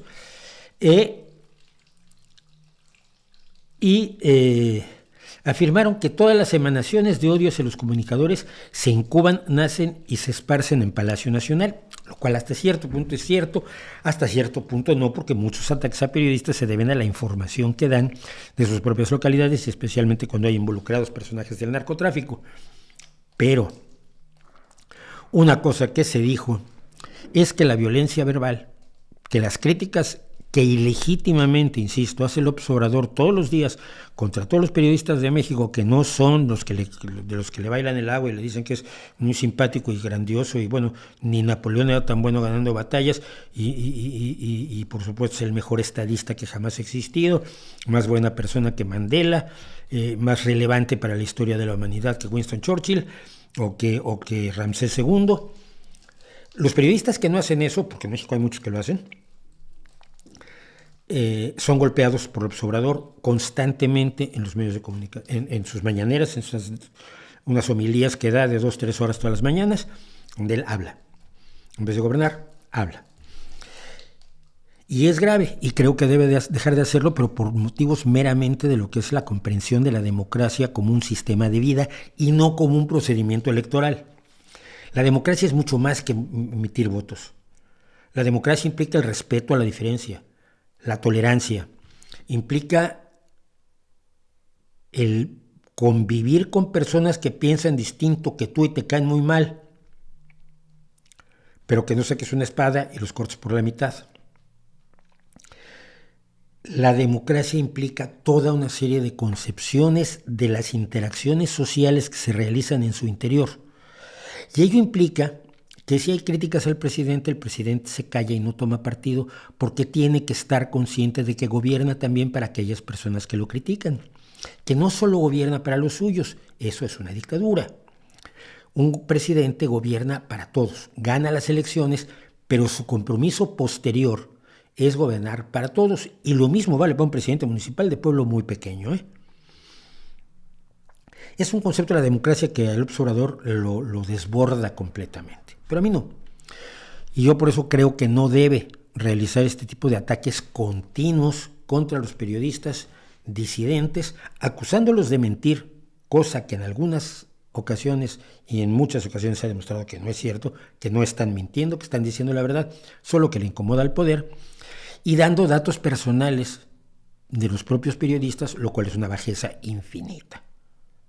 Nivel Telerusa. Oía yo ahora en la Telerusa, no lo vamos a oír esta vez, pero en un intercambio de la Telerusa, cuando alguien dijo algo que no le gustaba al presentador, dijo el presentador: tú mejor cállate, que ya vas en tu 7º matrimonio. Y además estás muy gordo. Pero claro, los presentadores de la televisión pueden tratar así a los contertulios, porque de lo que se trata es que solo hay un pensamiento único. Dicho eso, no es sostenible la idea de que la violencia verbal conduce a la violencia física. Cuando tú dices ve y mata a alguien, pues sí, estás evidentemente moviendo la violencia física a través de la palabra, sin duda. La incitación a la violencia no es parte de la libre expresión. Lo hemos hablado aquí en numerosas ocasiones, lo hablaré las veces que sea necesario. Pero la idea de que toda violencia, de que todo es violencia, de que el decir algo desagradable es violencia o va a traer como consecuencia violencia o se corresponsabiliza con un caso de violencia física que se pudiera producir posteriormente, es la principal herramienta de la censura. No hables, porque si hablas vas a provocar algo y serás el responsable tú. Si tú dices que fulano es un político malísimo, que nunca cumple sus promesas, y alguien le da un tiro a ese político, pueden decir que es culpa tuya por hablar en contra de ese político. Pueden impedirte decirlo antes, puede haber censura previa para que no digas que es un político malísimo, aunque tenga la ciudad o el municipio o el país hecho un destropajo como si lo acabara de traer el gato de la calle, pero no lo vayas a decir porque entonces tú serías culpable si le pasa algo. No, la lógica de eso es enormemente perversa, y el hecho de que la hayan asumido algunos periodistas mexicanos a mí me preocupa muchísimo. Entiendo entiendo primero la preocupación por un personaje que es conocido y que es importante, que es relevante en el mundo de la comunicación, que es Ciro Gómez Leiva. Entiendo que los periodistas están un poco hasta el gorro de la cantidad de asesinatos de periodistas que hay en México. México es el país más peligroso para los periodistas. En México se asesinan más periodistas que en ningún otro lugar del mundo. Y lo peor del asunto es que además en México tienes a un personaje como uno de los principales asesores del presidente, Pedro Miguel, que antes fingía ser periodista, que cuando le reclaman porque hay muchos asesinatos de periodistas, dice que no sabe de qué se quejan si también asesinan gente que no son periodistas. Con las mujeres pasa lo mismo. Si también matan hombres, ¿por qué nos vamos a preocupar de que maten mujeres? Es la lógica del régimen. ¿Qué le voy a hacer yo? Pero no podemos caer en eso. Yo entiendo que los periodistas pues estén hartos, temerosos, indignados, pero no pueden, no deben caer en el juego de decir que la violencia verbal, que los ataques verbales, que los señalamientos constantes de López Obrador son los responsables directos de la violencia. Si se llega a demostrar que alguien del gobierno de López Obrador, para quedar bien con el jefe, lo ha hecho, hablamos. Si el jefe le ha dicho, ya que él ya me tiene hasta aquí, si desaparece el panorama me daría mucho gusto, pero yo no te estoy diciendo nada. Y va y mata a un periodista, entonces sí estaríamos hablando de que verbalmente la palabra ha provocado, por la vía de la sugerencia, por la vía de conminar a la realización de un acto violento, por la vía de la invitación a la violencia, ha provocado el acto violento, y eso sí es un delito, sin duda alguna. Pero, por lo demás, la violencia verbal no es violencia física. Llamarle violencia a todo es llegar a la conclusión de que nada es violencia. Las microviolencias de las que hablamos ahora en Europa, la microagresión, que a veces con una microagresión la gente se tira al suelo y grita y se ponen como Neymar y lloran y se sostienen. Tengo un ataque cardíaco. ¿Por qué? Porque me has llamado Pedro y yo me llamo Enrique. Cálmate. Hay niveles en el mundo. Hay niveles de agresión en el mundo. Hay niveles de violencia. La violencia verbal es desagradable. Díganmelo a mí que yo la recibo diario. Pero ante esa violencia puede uno reaccionar. La violencia que se ejerce inevitablemente, la violencia real, por definición, no es equiparable a algo que te molestó porque te dijeron algo. O no te molestó porque te criticaron, o porque son políticamente diversos de ti, o porque piensan distinto, o porque le van a otro equipo de fútbol. ¿Ok? No es lo mismo. Llegados a este maravilloso momento, vamos a tomarnos unos minutos. A ver, ¿viste las barbaridades que estuvieron haciendo los de Verde Paz? Gracias. Yao Tsing Cruz dice algo muy peligroso. Sí. Creo que ante el mal desempeño de López Obrador, si gana la oposición de la derecha rancia, tengan la tentación de privatizar la educación y o los servicios de salud. A ver, rápido. En México no puedes privatizarlos. Nadie te los va a comprar.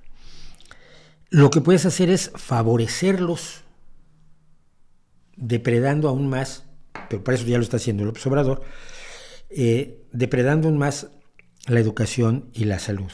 Si la educación es de muy mala calidad, la educación pública, si la sanidad pública es de muy mala calidad, obligas a la gente a ir a la sanidad privada sin necesidad de privatizar los hospitales del Instituto Mexicano del Seguro Social, sin necesidad de vender los planteles de la Secretaría de Educación Pública. Otro problema es que los sindicatos son enormemente fuertes, se les ha permitido ser tan enormemente fuertes que trascienden las funciones de sindicato para fungir como centros de poder político mucho más allá de la defensa de los derechos de sus afiliados.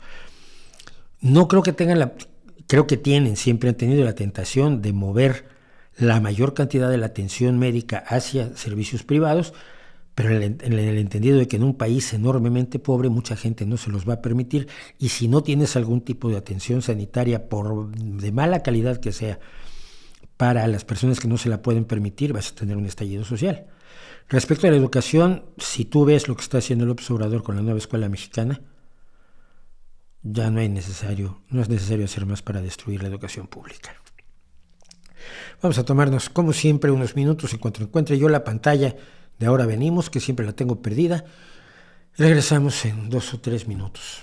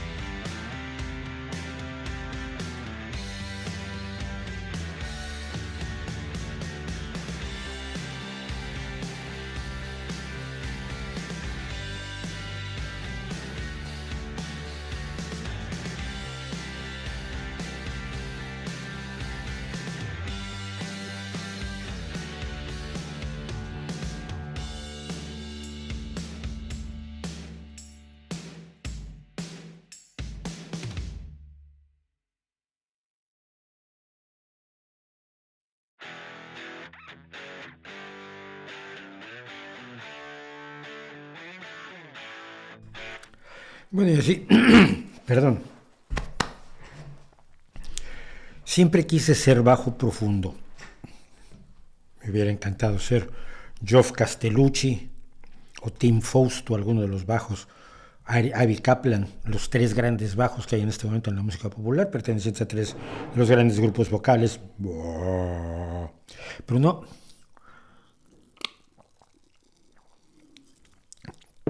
Soy un barítono medianón, salvo cuando tengo gripe.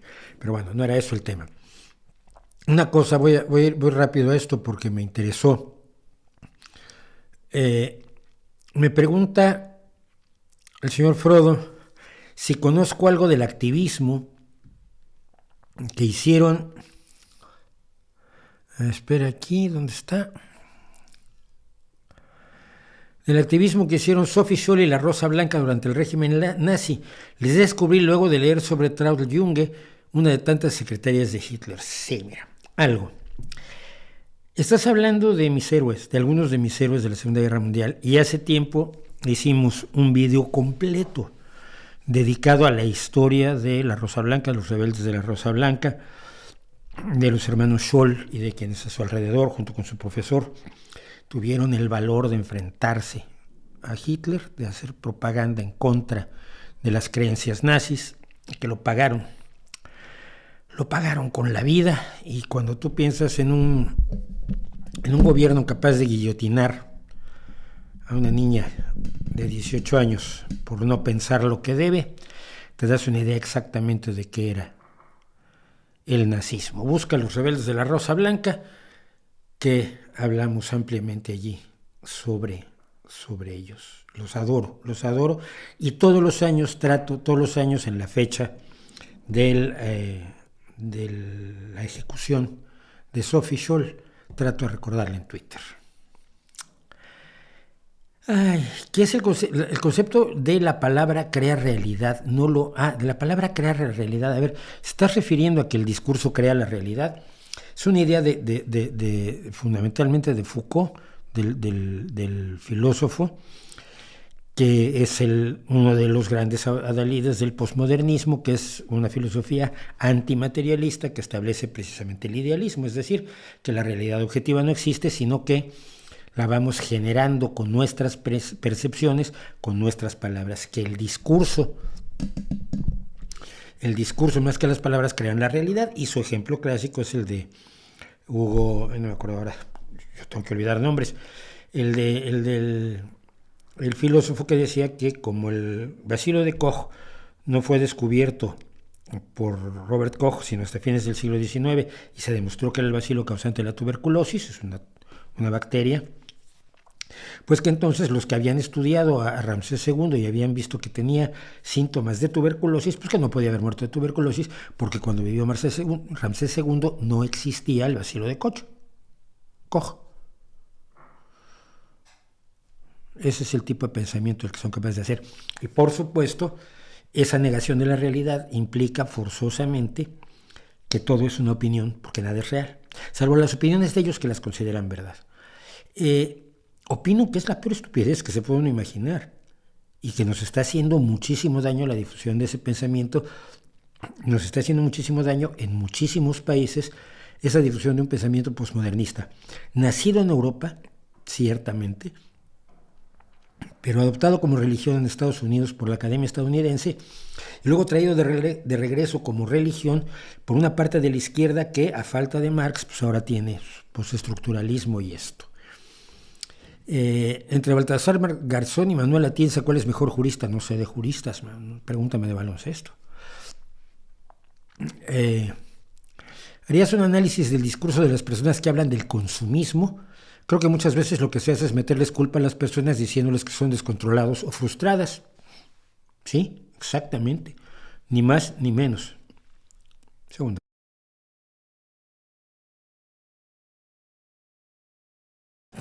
Ya. Sí, es eso. Decirle a alguien que es consumista es decirle que está consumiendo por impulso, sin pensar, sin ser crítico, sin ser analítico, como un imbécil. Y sí, ese es el tipo de cosas de la superioridad moral de ciertos de ciertas personas que se consideran moralmente superiores a otros. La música de Nach, no conozco a Nach. La música de Michael Jackson, me compré cosas en su momento y me gustó, pero el personaje me resulta tan repelente ahora que Billie Jean es una gran canción y Thriller es una gran canción, no lo dudo, pero el personaje me aleja de su música, lo siento. ¿Leído a Fernando Sabater? No. ¿Qué opinas de los cuentos de los hermanos Grimm? ¿Siguen vigentes? Toda la literatura sigue vigente, toda la literatura nos enseña algo, aunque sea literatura que tenga valores distintos a los que tenemos hoy. Porque el tiempo pasa, como dijo Pablo Milanés. ¿Qué opinas de la tauromaquia? Mira, es raro, yo fui aficionado al toreo, luego me alejé. No sé que no es tan brutal como lo pintan sus enemigos que nunca han estado en un festejo taurino. Sé que tampoco es nada agradable, pero no es, esto que la gente va a disfrutar el dolor, no es cierto, pero creo que es una práctica que va a morir, pero me gustaría que muriera de muerte natural. Como el boxeo, por ejemplo. El boxeo me gustaba muchísimo. Y vi a los grandes del boxeo mexicano y vi a los grandes del boxeo mundial y fui fan de Mohamed Ali y fui fan de Mantequilla Nápoles y de un montón de grandes boxeadores, y con los años me han repelido los deportes los deportes únicamente de contacto, o sea, los deportes donde todo es el contacto, ¿no? Y finalmente me gustaría mucho que el boxeo y las artes marciales mixtas y todo esto murieran, pero de muerte natural, no de prohibición de gente moral, porque por otro lado, quienes practican estas cosas lo hacen con plena conciencia. Esto me va a traer problemas, van a ver, ¿eh? Gracias por el superchat de Roal Torres. Buen día, buen día. ¿Conoció a Jesús Mosterín? No. ¿Querrías decir estoico? Sí, ahora está de moda ser estoico, ¿no? No creo que sean estoicos como aquellos estoicos, sino que son estoicos. Otra vez, la filosofía es como la religión. Tú tomas lo que te gusta y te lo adoptas. Por eso el filósofo que más te gusta es el filósofo que más está de acuerdo contigo. Entonces, creo que se adoptan cosas que suenan bien del estoicismo, pero no se adopta el estoicismo. ¿Ha probado jugar City Skylines? No, estoy sobre ello. Estoy cuando tenga tiempo. Pero ya me recomendaron City Skylines y es el tipo de juego que a mí sí me gusta. ¿Los principios deben ser inquebrantables sin importar las circunstancias? Es una pregunta de estas que solo sirven habladas y que cualquier respuesta es insuficiente. Si te digo que sí, es muy fácil que me encuentre circunstancias en las que quizás habría que doblar un poco los principios. Si te digo que no, hemos encontrado un principio inquebrantable. Es retórica pura. Los principios deben ser lo principal y debemos defender nuestros principios dentro de los límites de nuestra razón y de lo que la realidad nos imponga.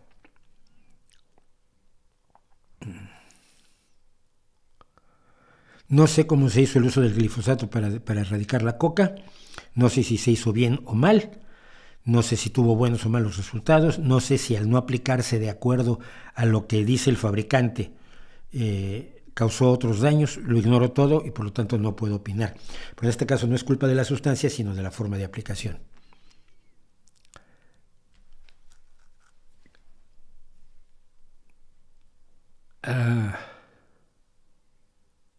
¿Fue agnóstico alguna vez? No, yo soy agnóstico y ateo. Si filosóficamente me preguntas si puedo demostrar la inexistencia de Dios, no la puedo demostrar. De algunos dioses sí, es más fácil, ¿no? Zeus vive en la punta del Monte Olimpo. Voy al Monte Olimpo, no está Zeus, no existe. Si era una característica fundamental para que existiera, pues no existe. Pero que algo que pudieras llamar Dios quizás podría existir en algún lugar del universo, no puedo demostrar que no. Y ya con eso califico para agnóstico. Ahora, que crea yo en algún Dios, ninguno. Y entonces para eso ya califico como ateo. Ateo es aquel que no cree y que no cuenta ninguna deidad como parte de su experiencia cotidiana. Una es una posición ante la vida y la otra es una posición filosófica. ¿Qué escritor de ciencia ficción prefieres? Asimov, Philip K. Dick, Robert Heinlein o Ray Bradbury. Heinlein allí. Heinlein tiene una obra maestra que es Tiempo para amar, Tiempo suficiente para amar, que me parece una maravilla, el Quijote del siglo XX, y tiene La luna es una cruel amante y tiene otra serie de novelas fundamentales. Pero Asimov tiene cuentos de primerísimo nivel, todos los de Yo Robot, además de la trilogía de la Fundación, y las novelas de Yo Robot, como las cuevas de acero, las cavernas de acero. Philip Dick tiene algunas de las cosas más maravillosas que hay, y al final de su vida ya era demasiado raro para mí, demasiado weird, pero Philip K. Dick es un escritor esencial, y Bradbury nunca me pareció un escritor de ciencia ficción, me pareció un escritor de fantasía ubicada en los terrenos de la ciencia ficción, pero es un gran escritor. Sus cuentos, Crónicas Marcianas sobre todo, valen la pena leerse, aunque ya sepamos que todo lo que pinta es inviable. El fondo sigue siendo importante, y tiene sus novelas policíacas de los años 90, son maravillosas. Yo hacía un experimento con amigos que no leían a Bradbury. Traía una novela, no me acuerdo ahora cuál es la novela, a ver, un segundo, A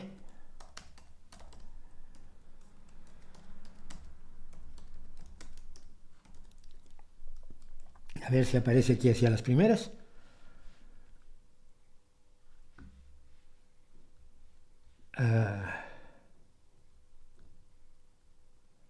Sí, La muerte es un asunto solitario. Es un novelón. No es de ciencia ficción. Tiene rasgos de terror, pero no es terror sobrenatural. Pero está escrito con un preciosismo. Yo, amigos que tenía yo que no leían a Ray Bradbury, no leían ciencia ficción, traía el libro y lo abría en cualquier lugar y leía lo primero que me encontraba. Y era una joya de frase, una joya de oración, tenía una metáfora por ahí metida y un uso extraño de una palabra y un juego interesante para ponerte a pensar en cada párrafo, donde quiera que abrieras el libro. La muerte es un asunto solitario, es probablemente lo que más me gusta de Ray Bradbury. Así que no elijo entre ellos, te elijo a todos. ¿Te gusta David Bowie? No mucho, nunca fui fan de David Bowie.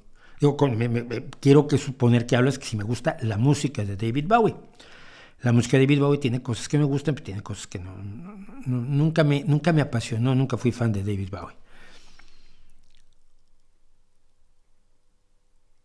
¿Has visto anime? Yo vi el primer anime del mundo, que fue Astro Boy. De ahí entonces todo ha ido cuesta abajo. No, sí he visto anime, he visto algunas cosas. Cowboy Bebop me parece que es un clásico, por ejemplo, pero no estoy al día porque la producción es enorme y yo me dedico a otras muchísimas cosas y además trabajo, no tengo la edad que tiene mi hijo para estar viendo anime todo el día. Pero si quieres que te dé una cátedra, Omar te la da con todo gusto. ¿En qué programas has actuado? Sería interesante verte. No, eran programas de telesecundaria y de temas de primaria que se usaban para tratar de llevar la educación primaria y secundaria a lugares donde no había profesores, pero había televisión. Entonces había una red de televisión de la Secretaría de Educación Pública que llevaba estos programas a esos lugares, pero no, nada de eso. Bueno, vamos a hablar un poco. Qué mala semana para llamarse Trump. Así como la semana pasada fue malísima para llamarse Elon Musk, esta semana ha sido horrorosa para llamarse Donald Trump. Punto 1. Sus cromos. Las tarjetas coleccionables de Donald Trump. Ok. 45 de estas aberraciones. 45 a $99 cada una. A ver. Esto es 45 por 99, $4,455 y solo había 1,000 disponibles. $4,445 por 1,000. Nada, que se metió $4,5 millones en un día Donald Trump vendiendo esta basura. Pero no son reales, son digitales. Pero son NFTs, o sea, tienen un certificado que dicen que la tuya es la original. Es como los criptotimos, pero a lo bestia.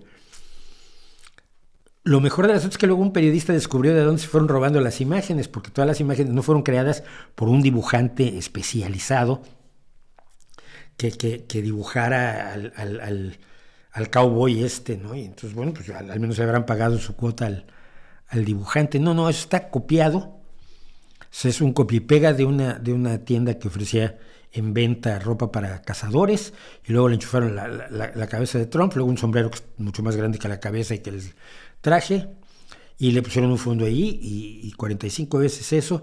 Se ha metido $4,5 millones robándose esto. Ahora, los dueños de los originales están viendo si lo denuncian, lo cual me gustaría mucho. Luego, el comité del Congreso de los Estados Unidos que investiga el asalto al Capitolio recomendó acusar a Trump de insurrección, fraude y otros 4 delitos.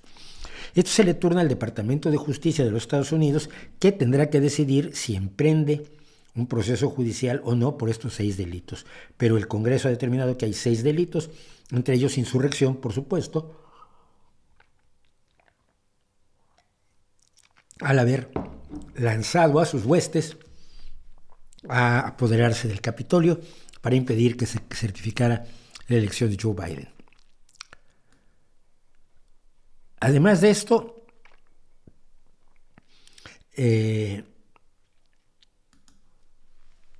salieron finalmente sus declaraciones de impuestos.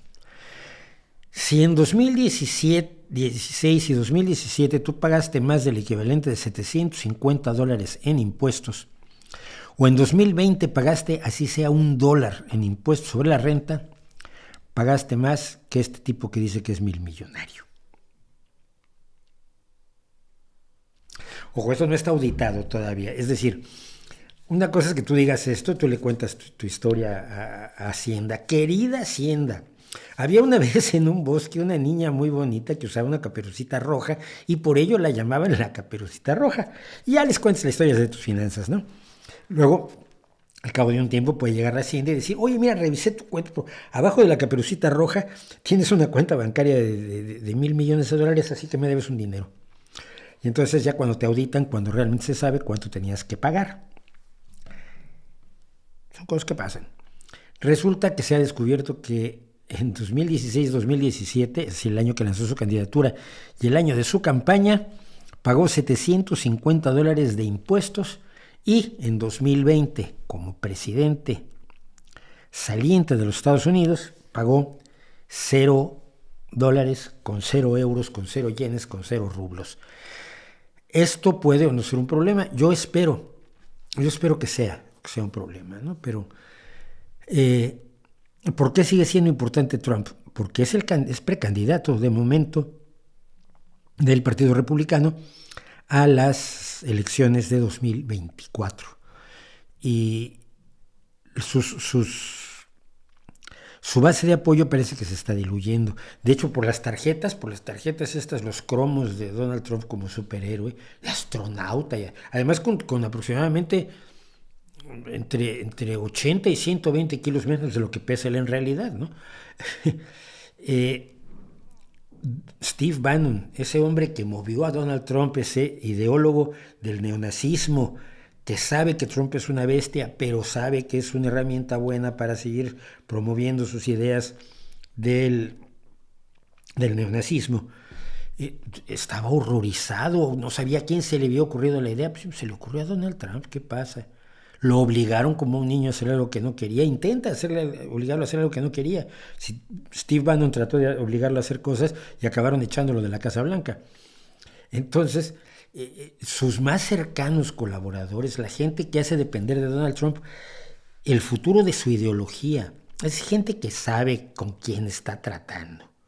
Sabe que se trata de un psicópata, un sociópata, narcisista, ignorante, profundamente ignorante, con una visión enormemente simplista del mundo y que no está capacitado para ser presidente de una comunidad de vecinos o de un condominio, ya no digamos de un país.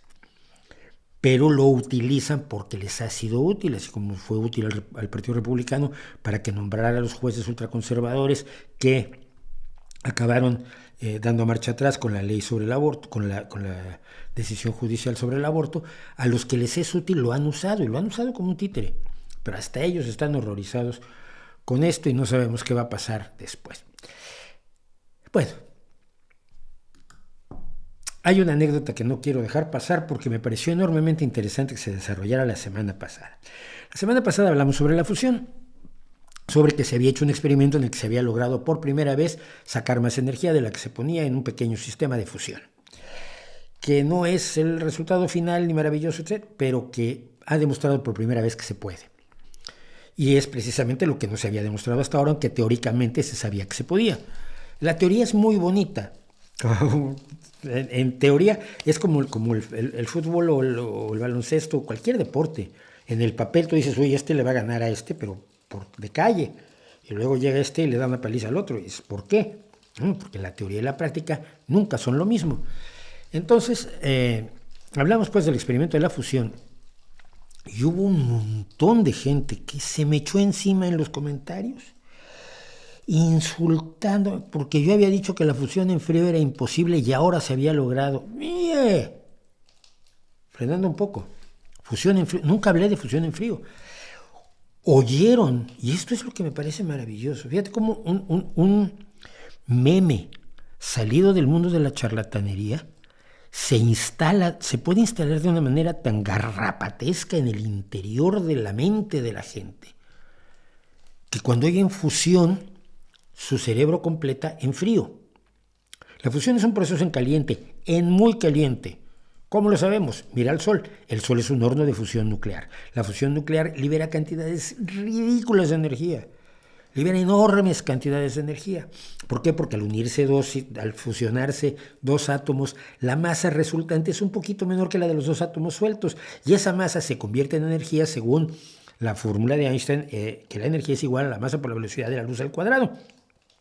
Eso es lo que permite que la fusión genere energía.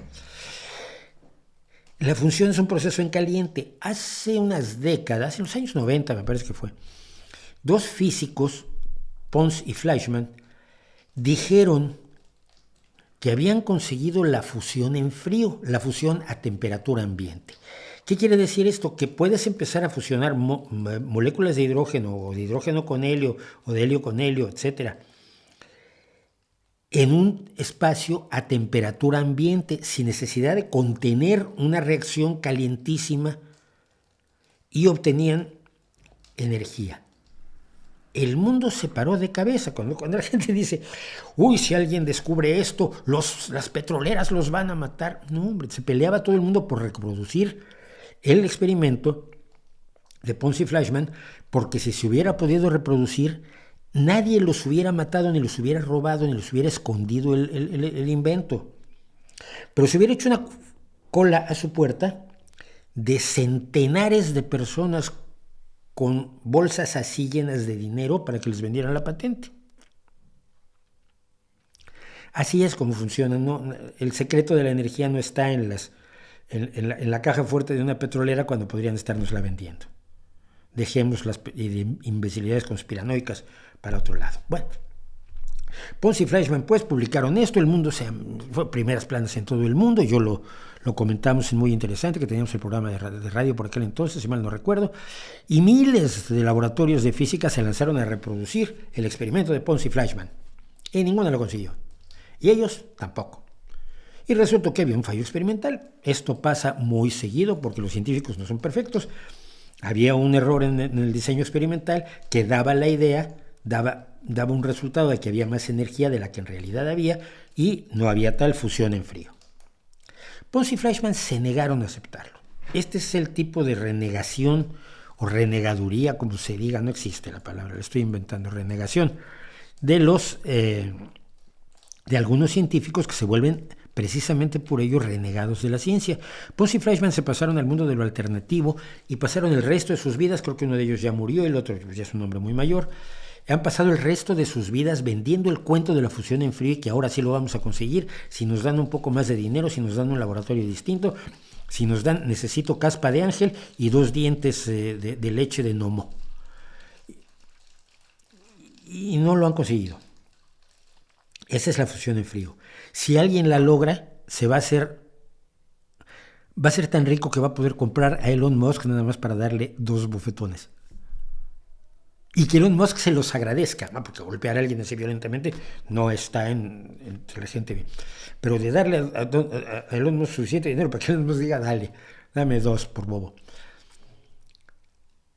Pero nadie está trabajando en la fusión en frío. De lo que estamos hablando es de fusión en caliente. Se produjo una gran cantidad de energía, relativamente, para el pedacito de esferita en la que se hizo el experimento, y no estamos ni promoviendo ya estamos a 3 días de que haya energía de fusión para resolver el problema energético. Ojalá, pero es muy difícil que se dé muy pronto. Simplemente yo no creo que se dé tan tarde como algunos lo están creyendo, especialmente los enemigos de la fusión, como es el caso de Greenpeace.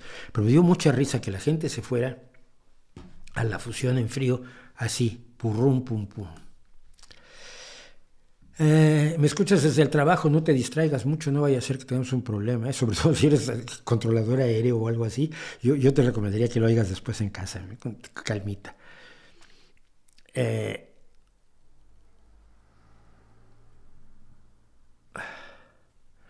opina del odio exagerado que hay sobre J.K. Rowling por parte de la cultura woke? Me parece vergonzoso, sobre todo porque ella no hizo nada. Yo vi el desarrollo del tema. Ella siempre ha estado a favor de los derechos de todos. Y por supuesto esto incluye a las personas transexuales. Siempre las ha defendido. Siempre ha puesto además no solo la boca, sino el dinero en donde hace falta para apoyar a colectivos que están bajo asedio.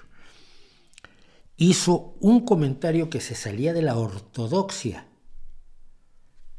y la destrozaron, apoyando a otra persona que había sido ya previamente cancelada. Esa forma de imponer la verdad por la vía de la censura, de lo que no puedes decir, que no se puede decir ni debatir esto, me parece gravísima y me ha parecido uno de los elementos más claras, que más claramente exhiben que la ideología woke tiene características religiosas muy, muy acusadas. Porque tú puedes estar a favor de ciertas cuestiones de carácter político. Puedes estar a favor del libre mercado, puedes estar a favor de que la electricidad sea una empresa privada, una empresa pública.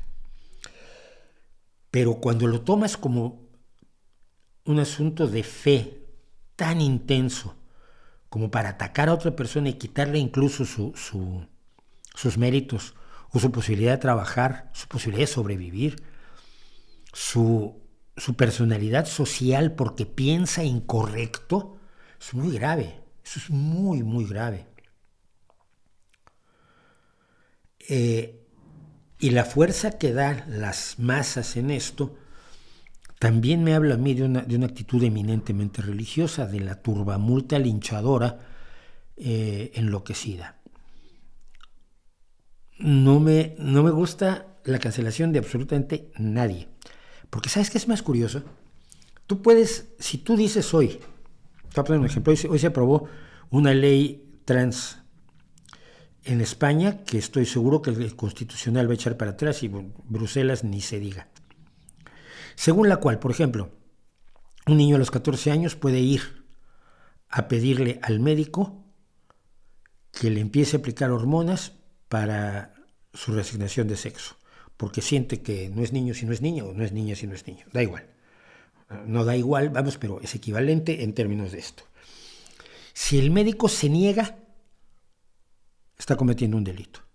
Si los padres se oponen, están cometiendo un delito. Los padres no pueden hablar al respecto, no pueden ejercer su patria potestad, no pueden decir, oye, a lo mejor estás equivocado, mira, tienes 14 años, espera a los 18, vamos a ver qué se hace, vamos a analizar por qué sientes esto, si es legítimo, si no es legítimo. No.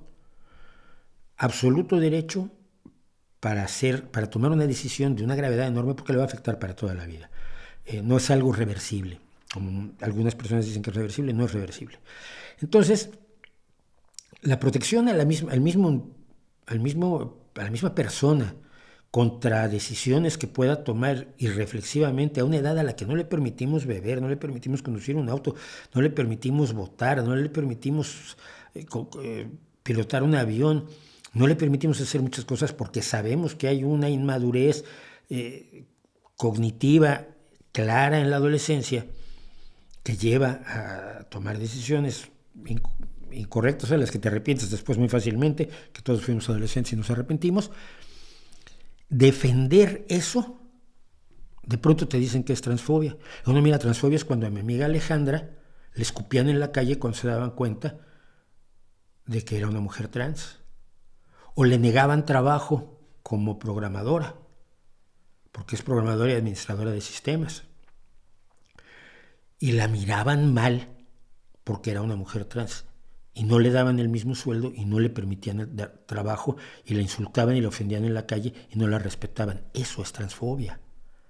Decirle a alguien de 14 años, espera un segundo, vamos a pensarlo, no lo es. Al convertirlo en transfobia legalmente en la legislación actual, impides que la gente además hable al respecto, porque si hablas al respecto también estás cometiendo un delito. Es decir, probablemente con la nueva ley lo que acabo yo de decir también sea un delito. ¿Esto ayuda realmente a los niños que sí son trans? ¿A los menores que sí son trans? ¿O los perjudica y de paso perjudica a los que no lo son pero creían que lo eran?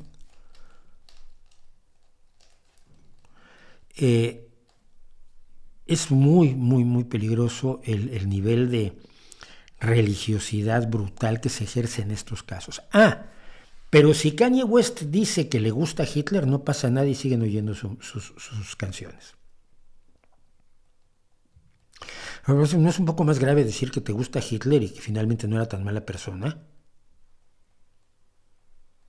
¿No? A mí me parece bastante más grave. En un momento en que la ultraderecha realmente está levantándose y envalentonándose, tener a un personaje enormemente importante, enormemente influyente, enormemente rico, defendiendo a Hitler. Y los huestes woke no han dicho nada. Supongo que creerán que solamente la libertad de expresión de Kanye West. Pero así no se vale. Así no se vale. Porque ¿sabes qué es lo que pasa?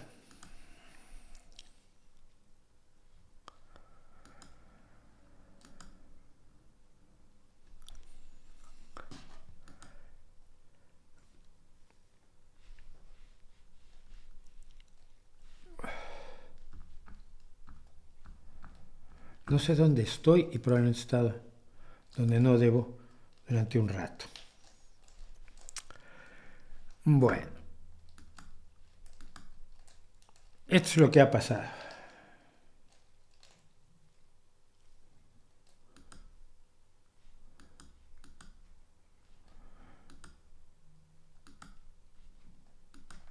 Perdón, si el letrero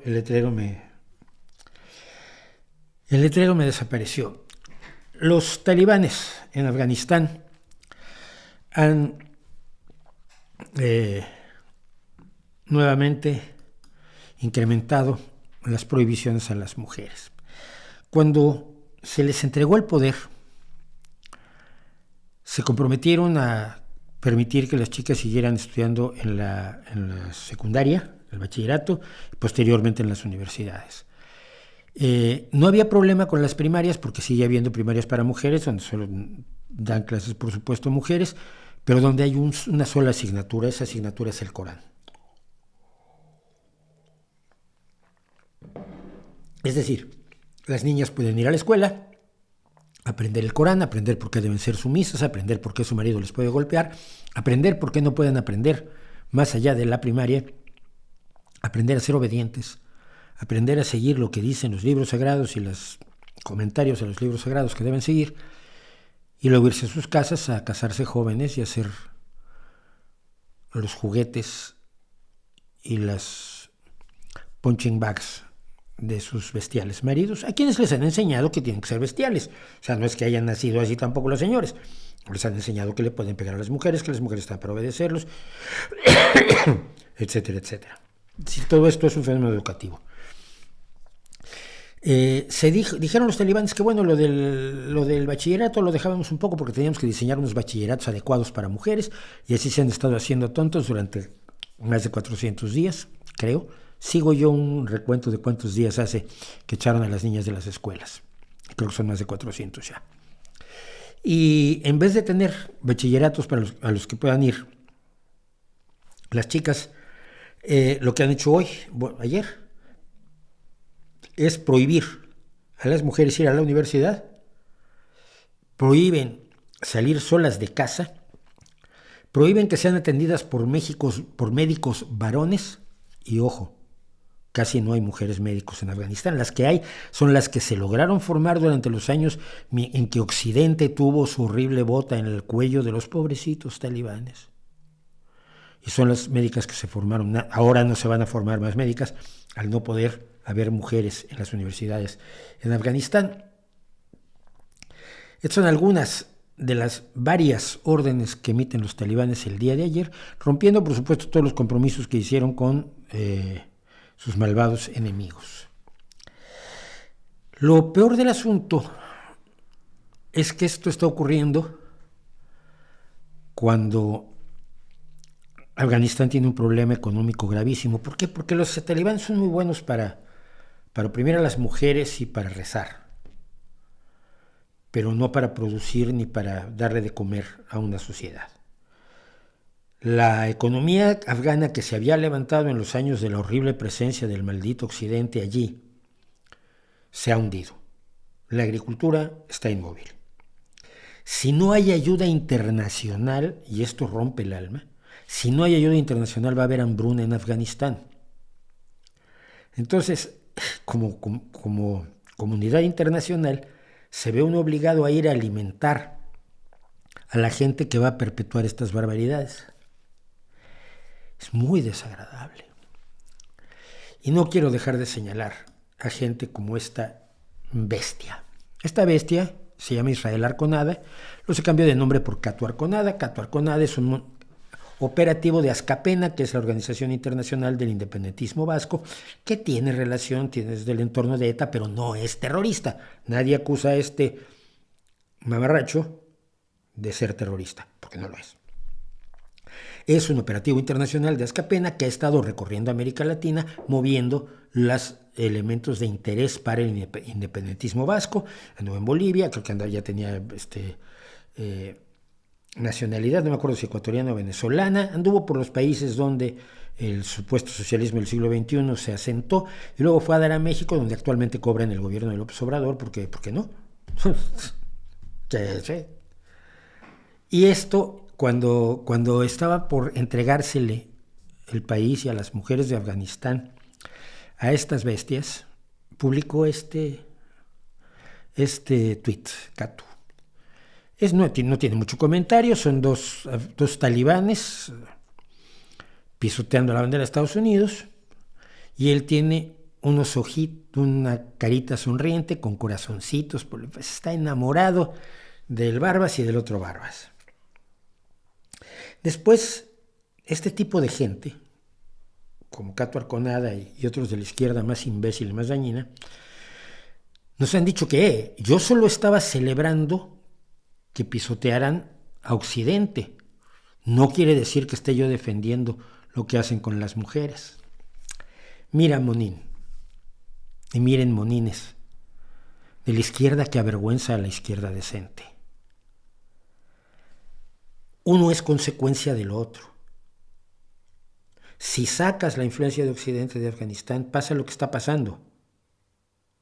Por lo tanto, si no quieres esa influencia en Afganistán, quieres lo que está pasando. ¿Cuál era la solución? No lo sé. No soy ni presidente de Estados Unidos, ni estoy en la Comisión Europea, ni estoy al frente de los ejércitos, incluso el ejército español, que estuvo también en Afganistán. No soy responsable del Consejo Europeo, pero entregarle a Afganistán a estas bestias iba a traer estas consecuencias. Si tu odio a Occidente y Estados Unidos es tan grande que estás dispuesto a pagar con la tragedia que están viviendo las niñas y las mujeres en Afganistán, tú no tienes la autoridad moral para decir nada. Te deberías coser la boca, callar y quizás tratar de educarte. No digo más. Ay, me hacen pasar unos malos ratos. ¿Las empresas o los gobiernos le están pagando a grupos para que resuelvan los problemas de contaminación? Sí, por supuesto. La investigación cuesta dinero, tiene que salir de algún lado. O sale de las empresas o sale de los gobiernos. Porque de los árboles no. En los árboles no surge, desafortunadamente. Las líneas de Nazca fue lo que se cargaron. No se cargaron, pero perjudicaron las líneas de Nazca y mostraron su falta de respeto a los de Greenpeace, como siempre.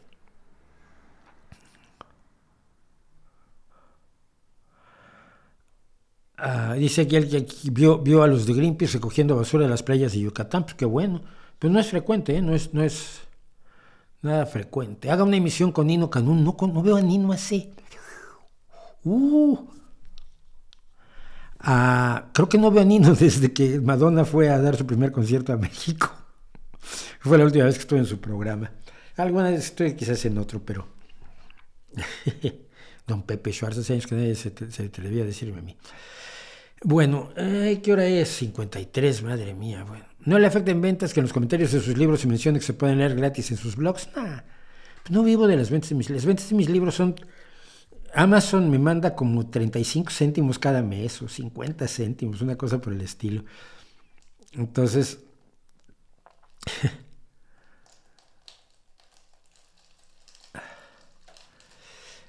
Cuando los periodistas critican, pero con sana intención de ejercer su rol, son bienvenidos, pero muchos son portavoces políticos y... O sea, dices que perviertan el periodismo, solo veamos lo que sucedió en Bolivia. O sea que estás en contra de la jornada. Y estás en contra de Canal 11. Y estás en contra de SDP. Y estás en contra de todos los que son siervos y psicofantes y cortesanos del López Obrador. Yo creo que tienen derecho a ser siervos y psicofantes del López Obrador, como tienen derecho los otros de ir en contra. No hay periodistas sin postura política, esto es muy importante. Todos la tenemos. Lo que pasa es que algunos somos honestos y entonces tratamos de dejarla en la puerta a la hora que vamos a hacer periodismo. Esto quiere decir que cuando los míos meten la pata, no lo puedo ocultar, lo tengo que poner en la nota como lo pondría si lo hacen los otros, aquellos con los que estoy políticamente en desacuerdo. Pero cuando alguien revela el ritmo de vida que tiene el hijo de López Obrador, que no ha trabajado un día en su vida, ha trabajado menos que un investigador en filosofía, jolín, y lo atacas y lo llamas mentiroso, estás falseando los hechos, no es mentiroso. O cuando se demuestra que los hermanos de López Obrador levantan dinero, o cuando se demuestra que la candidata a presidenta de la Suprema Corte de Justicia plagió su tesis de doctorado. Mío, eso no es política, eso es periodismo. Que tenga consecuencias políticas es otra cosa. ¿Qué opina ahora de Dina Boluarte, presidenta de izquierda, que se ha aliado con la derecha más rancia del Perú y han sacado al ejército a las calles a combatir a los manifestantes? 27 muertos. Pues no lo sé. No lo sé y te voy a explicar por qué. Pero vamos para allá. Vamos a México, Irán, Perú, la ciencia y Bad Bunny. Mira. México ha tenido las siguientes actitudes. Cuando se votó la expulsión de la República Islámica de Irán de la participación en la Comisión sobre la Situación de las Mujeres, que no tenía ninguna lógica que estuvieran allí, pero que los juegos de poder y el dinero hacen ese tipo de cosas y las presiones políticas de otros hacen ese tipo de cosas en la ONU. Desafortunadamente, la ONU es lo que es valiosísima, pero no es más de lo que es. 29 países estuvieron a favor, 8 en contra y 16 se abstuvieron, y uno de los que se abstuvo fue México. Y su argumento es que con eso no resolvemos nada la situación de Irán, ya, y manteniéndolos tampoco, pero por lo menos tienen un poco de decencia. Bueno, Pero es un presidente que se ocupa de esto, de la situación en Perú. Que confundan la embajada, la bandera de Argentina con la de Guatemala, pues ya es igual, ¿verdad? La bandera que está hasta arriba es la de Guatemala, pero en el comunicado que sacó la Secretaría de Relaciones Exteriores de México pusieron la de Guatemala, porque total. Y es un comunicado conjunto sobre la situación en Perú, donde fundamentalmente decían que se había violentado la voluntad popular, que había nombrado presidente, había elegido presidente a Castillo, y eso estaba muy mal. El problema es que también la voluntad popular que lo destituyó siguiendo mecanismos legales que tiene Perú, me gusten o no, son también personas a las que fueron electas con votos también los del Congreso peruano, ¿no? Y la vicepresidenta también recibió votos. Hasta ahí estoy yo en lo entendido. Pero, decía yo ahí lo de Bad Bunny, porque en realidad dedicar su tiempo López Obrador a pedirle a Bad Bunny que dé un concierto gratis en el Zócalo y al final se lo van a pagar. Pero bueno, hay una crisis diplomática. Mira, lo que se ha sostenido constantemente es esto que decía yo. Castillo fue electo democráticamente, el Congreso electo democráticamente utiliza un mecanismo legal perfectamente legítimo para destituirlo. Y sus seguidores se protestan y las protestas llevan a la represión. Yo no sé si es aliado a la derecha más rancia o sea lo normal ante ciertos disturbios que un país responda. Por supuesto, las muertes son enormemente lamentables y toda respuesta de un país a un grupo de manifestantes que se oponen, si están desarmados, nunca debe ser el uso de la Fuerza Armada. Eso, por supuesto. Pero el tema no es Perú porque no lo conozco a fondo como para poder opinar. Solo estoy dando ideas generales. Pero hay una cosa que me parece enormemente reveladora en esto respecto de Manuel López Obrador, de Andrés Manuel López Obrador. Y es la siguiente. Para Andrés Manuel López Obrador, la única legitimidad en Perú, como antes en Bolivia, la tiene la elección presidencial. Las elecciones al Congreso no le parecen legítimas ni respetables, ni lo considera un poder equivalente, aunque la doctrina tradicional de la separación de poderes establece que el Ejecutivo, el Legislativo y el Judicial son tres poderes distintos que se equilibran entre ellos y que tienen la misma presencia y la misma entidad en el cuerpo de la República. En la práctica, López Obrador ha dicho, mira, no es que Evo Morales no puede salir, es que ha perdido las elecciones ya, pero de todos modos se quiere quedar, o sea que deja que se quede. Pedro Castillo es destituido por un procedimiento legal, legítimo, llevado a cabo por un Congreso legítimamente constituido por el que votaron los mismos peruanos. Ah, no, ese no vale. Solo vale la presidencia de él. Y lo mismo pasó con Donald Trump, que López Obrador en ningún momento dado se pronunció en contra del intento de Donald Trump por pertenecer en el poder, porque una vez que ya estás en el poder, tienes derecho a permanecer para siempre, o ese es el mensaje que parece estarnos dando Andrés Manuel López Obrador. Así ha actuado. Cuando el Congreso va en contra de algunas de sus propuestas de ley, él cambia las propuestas de ley hasta conseguir sus objetivos por un lado del Congreso. No respeta ni al Congreso ni a los jueces. Se ha dedicado a hablar de los jueces, cosas tan malas casi como Trump. Esta idea de que la única legitimidad es la presidencial es la fuente de mi principal preocupación respecto del golpe de Estado lento en México.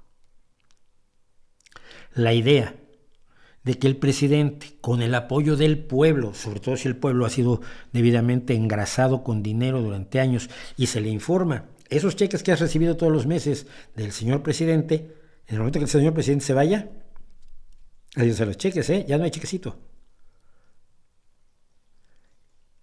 Aunque no sea cierto, aunque me digan que ya está constitucionalmente el cheque instaurado, basta que la gente tenga miedo para que sustente al presidente. ¿Hasta dónde? Los mecanismos democráticos precisamente tienen por objeto evitar la dictadura de las mayorías, la dictadura de las minorías, las tecnocracias excesivas, las delirios narcisistas, anticientíficos, excesivos, a través de una serie de equilibrios, y cuando esos equilibrios se rompen, la única esperanza es la reinstalación de la democracia. Y en México creo que eso está siendo un problema. Eso es lo que me preocupa más. No estoy absolutamente convencido que Perú sabrá resolver sus problemas. Tiene los mecanismos para hacerlo, tiene los mecanismos democráticos, y hasta ahora los ha respetado. Sí, tiene muchísimos problemas y cambian de presidentes y demás, pero han llevado a la cárcel a personajes como Fujimori y a personajes como el comandante Gonzalo. Ambos han sabido utilizar su institucionalidad para resolver cuestiones enormemente complejas. En México, después de todas las promesas, no está en la cárcel Salinas, Zedillo, Fox, Calderón ni Peña. Siguen felices de la vida, con toda la impunidad que les da López Obrador. Después de decirnos que todo lo que pasa en el país es culpa de ellos, hombre chico, yo ya habría hecho algo. Así que eso en particular me parece enormemente preocupante. Creo que hay que ser cuidadosos con Andrés Manuel López Obrador, me da mucha pena decirlo, y con los que lo siguen.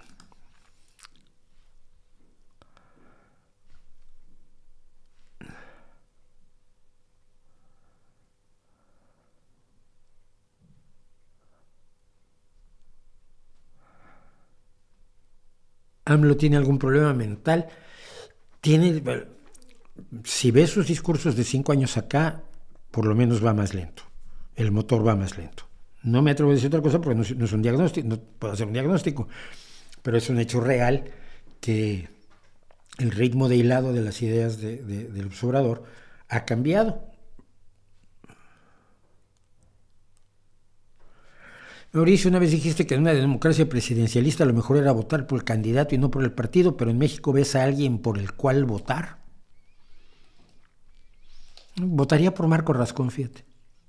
Sí, avísenle. Dice Mauricio que votaría por ti. Que les diga, está loco el Barbas. ¿Consideras importante la conservación de las variedades y cultivares tradicionales como una fuente de recursos genéticos y culturales a los que estos están ligados? Sí, por supuesto.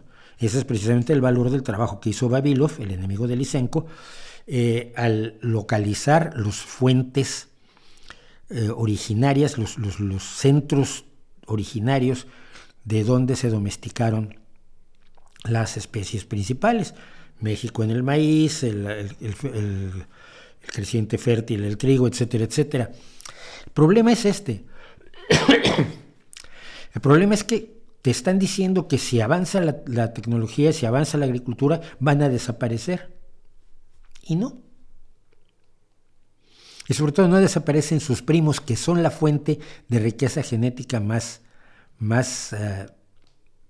valiosa. No hay maíz como el que se domesticó porque se domesticó. Pero hay una serie de plantas que son parientes de aquel teosinte original, parientes de aquel, o en el caso del trigo, parientes de ese pasto con unos granos minúsculos, con unas semillitas casi microscópicas, y sus parientes en ese mismo centro de origen son los que pueden aportar riqueza genética. Así que las implicaciones demagógicas de esto son aquellas contra las que estoy. Por supuesto, desde un punto de vista biológico, el conservar la riqueza genética tiene un enorme valor. Ya me acabé la Coca-Cola, mierda.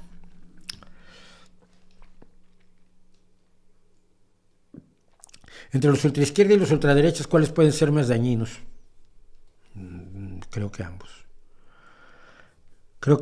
No. Si me dieras a elegir, no elijo. ¿Ya dio su opinión sobre lo que ha hecho el Tribunal Constitucional Español estos últimos días? No, porque no tengo suficientes datos.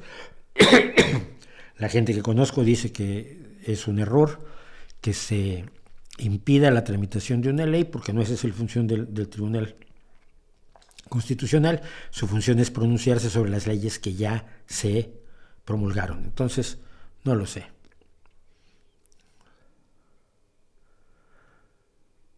Argentina campeón, sí, ya sé. Smashing Pumpkins, sí los conozco, no soy súper fan, pero claro que sí los conozco. ¿Has leído los argumentos a favor de la existencia de Dios de Chesterton y de Lewis? Sí, he leído todos. Y también he dado los míos, porque los míos en contra tienen menos valor que los de ellos. Bueno, vamos a hacer esto porque si no se nos va a echar el tiempo encima, ya se nos echó, pero sí quiero hacer esto. Siento que si no lo hacemos ya como que el día no está completo. Esta es tu tele rusa.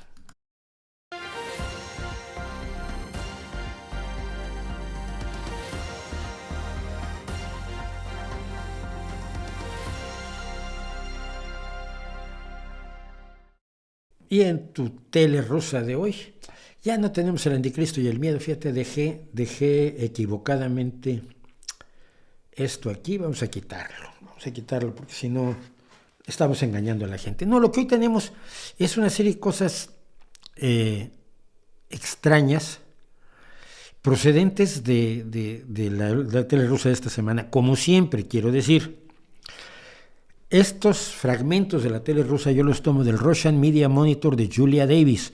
Julia Davis es una periodista de The Daily Beast que hace la selección, que ve, como decía, veo la televisión rusa para que no la tengas que ver tú. Hace selecciones que pone en su canal de YouTube Russian Media Monitor. Ahí pueden verlo, sobre todo los que digan, oye, a veces yo recorto, yo recorto mucho para comentar cosas que me interesan especialmente, pero si quieren verlo en contexto, para los que dicen, es que los está sacando de contexto, no. Ahí está el contexto, verán que no lo saco de contexto, ahí están todos los vídeos, y Julia Davis sabe que hago esto, porque todas las semanas se lo paso, todas las semanas le da like, pero nunca me ha dicho tienes permiso de hacerlo, entonces yo finjo que tengo permiso. Saludos a Javier Banguera, nada más porque tiene a Giordano Bruno en su avatar, cosa que ya me cae bien de entrada. Vamos a lo primero. Esto primero es políticamente serio. Fíjense, el debate de la guerra en Ucrania ha dejado de ser el debate de la guerra en Ucrania en gran parte de la televisión rusa, pero todavía lo es en ciertos espacios, y aquí tenemos pues uno de ellos.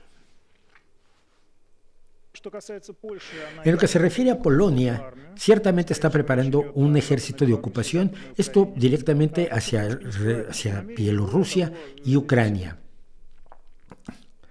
al occidente de Bielorrusia y de Ucrania. Polonia básicamente... No, uy, Dios mío, perdón, perdí el audio. Me está hablando esto. Polonia básicamente no oculta estas intenciones. Más que nada, todas estas preparaciones las está pagando Estados Unidos. Estamos enfrentando la agresión directa de la OTAN. Esta agresión es, además del estado de las cosas, en diciembre de 2021, cuando presentamos algunas importantes condiciones, las acciones agresivas de la OTAN justifican completamente la legalidad y la oportunidad de la operación militar especial. Un momento. Ya cambiamos otra vez. Vamos a invadir Ucrania para desnazificarla. Bueno, no era para desnazificarla, era para tomar Kiev en 5 días. Bueno, no era para tomar Kiev, era para anexarnos el Donbass. El Donbass y otros 2. No, pero esto es una guerra contra Occidente completo. Pero esto es porque la OTAN nos agredió en diciembre de 2021 y por eso en febrero de 2022 atacamos Ucrania. No, pero es que esta es una guerra santa entre el anticristo y nosotros que somos el ejército de Dios. Y así va cambiando la verdad. Si se acuerdan ustedes del 1984 de George Orwell, la verdad es cambiante a diario. Polonia es el país que enterrará a la Unión Europea. ¿Cómo? Con su mentalidad, con su dependencia en los estadounidenses y su agresión en contra de Rusia.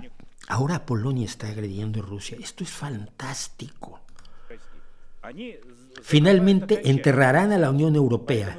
No necesitamos hablar de los líderes del pasado. De esa gente como Macron y Merkel. ¿Quiénes rayos son? No vamos a estar tratando con ellos. Deberíamos estar pensando quiénes estarán en el poder en la Unión Europea dentro de 5 o 7 años. Esa es una pregunta interesante. No sé si esta vez no pude ni siquiera poner los nombres, no tuve tiempo, he tenido una semana un poco agitada. Este señor ha dado en el clavo.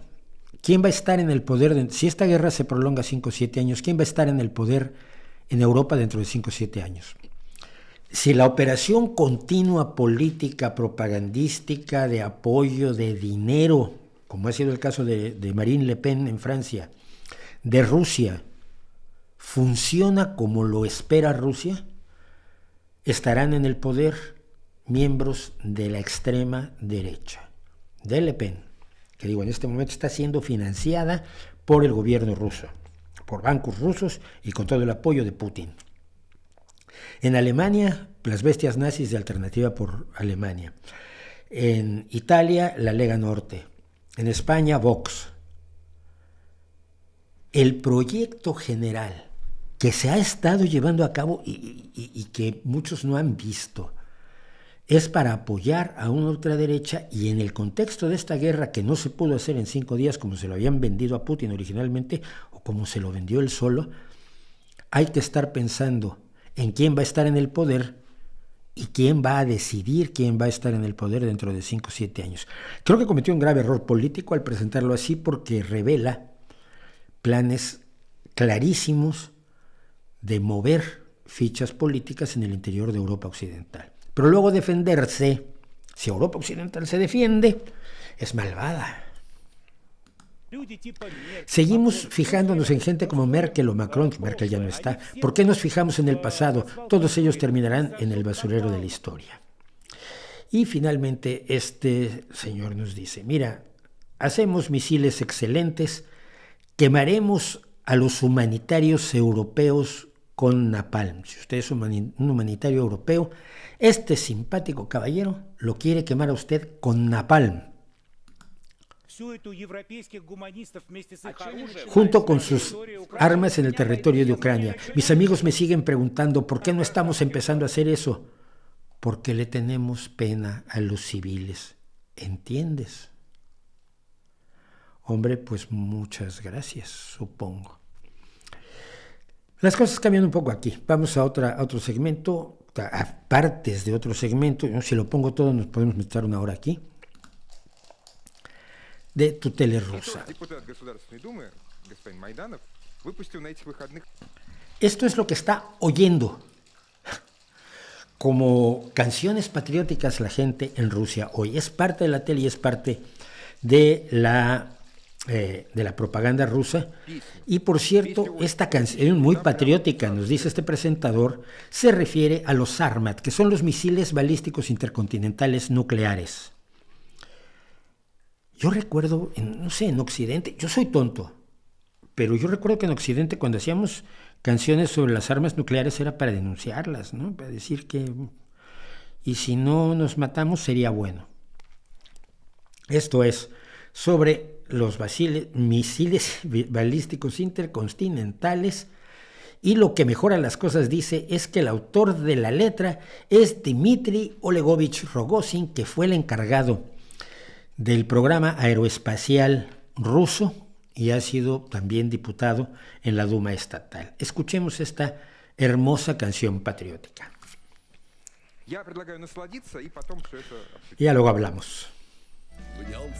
Tiene toda la fuerza del río Yenisei. Ay, Dios mío. Perdón, porque a veces se me va la cabeza y...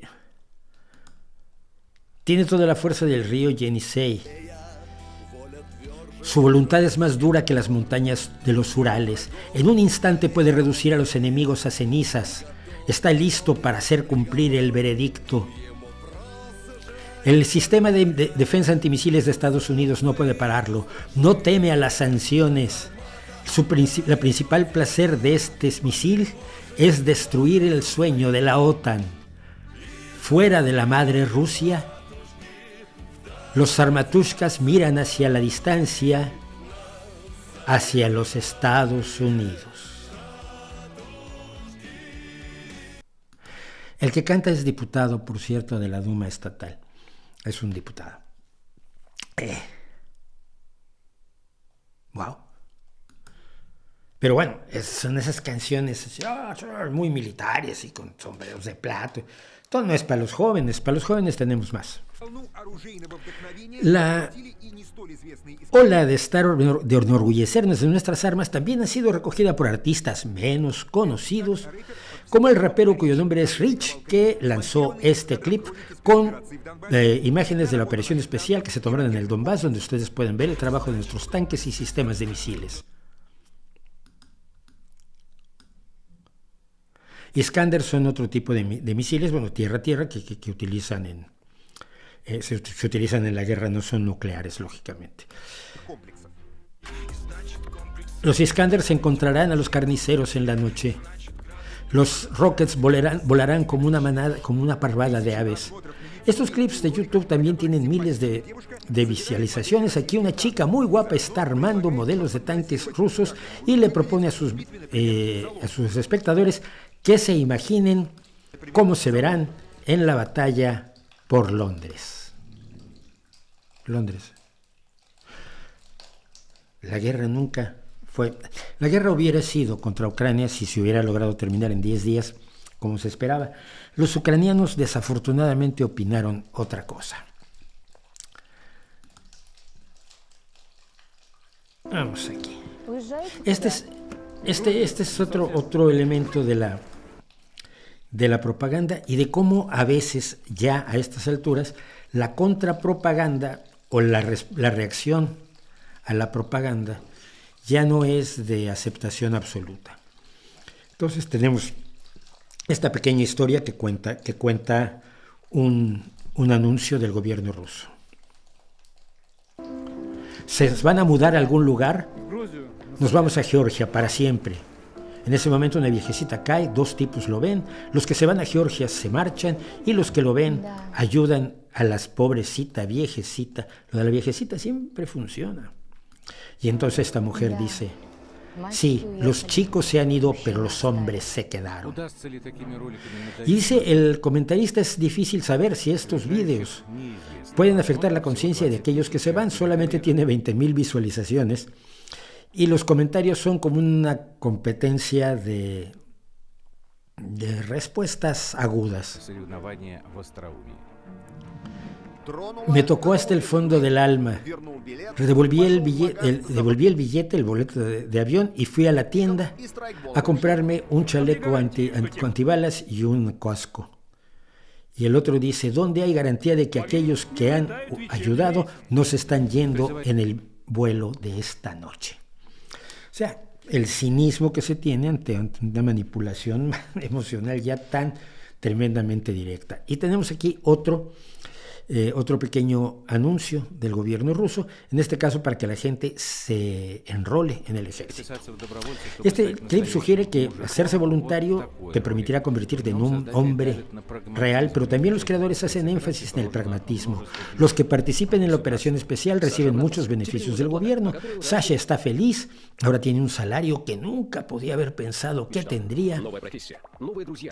Tiene una nueva profesión, nuevos amigos, avances en su carrera, atención médica gratuita para él y su familia, beneficios del gobierno y el estado de veterano del ejército, lo que le da mucho respeto. Bien hecho, Sasha. Sé como Sasha.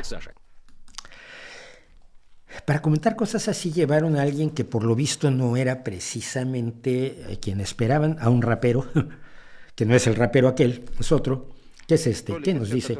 El único clip decente, el único vídeo decente de los que han mostrado es el que muestra los beneficios que una persona puede obtener. Los jóvenes con los que yo me comunico, muy pocos de ellos entienden qué estamos haciendo allí, porque los ucranianos no cruzaron nuestras fronteras, muy pocos entienden. Tratando de surfear la ola de la ideología soviética, diciendo que estamos luchando contra los alemanes, también es muy cuestionable. Y entonces este señor, que por lo visto no le ha gustado nada la actitud del raperillo. Le dice, ¿puedes producir un video que explique lo que estamos haciendo allí en un idioma que sea fácil de entender? Es que no lo entiendo yo mismo, dice el rapero. Yo no lo entiendo. El problema es esa falta de entendimiento. Yo he estado allí. Muchos de mis amigos han estado en Wagner. Y le pregunta a esta mujer, y no entiendes lo que están... Wagner es el grupo de mercenarios del que ya hemos hablado aquí. Y esta mujer, que es diputada también, le pregunta, ¿no entiendes lo que estamos haciendo allí? Están ganando dinero, te lo estoy diciendo honradamente. Los que se unen a Wagner lo hacen para ganar dinero. ¿Realmente crees que van por la bandera? Después de un rato que lo presionan bastante, dice, no condeno la operación militar especial. Soy una de las personas que la apoyó. Y dice ella, interesante, no la entiendes, pero la apoyas. Joven, tendrías que irte a la escuela.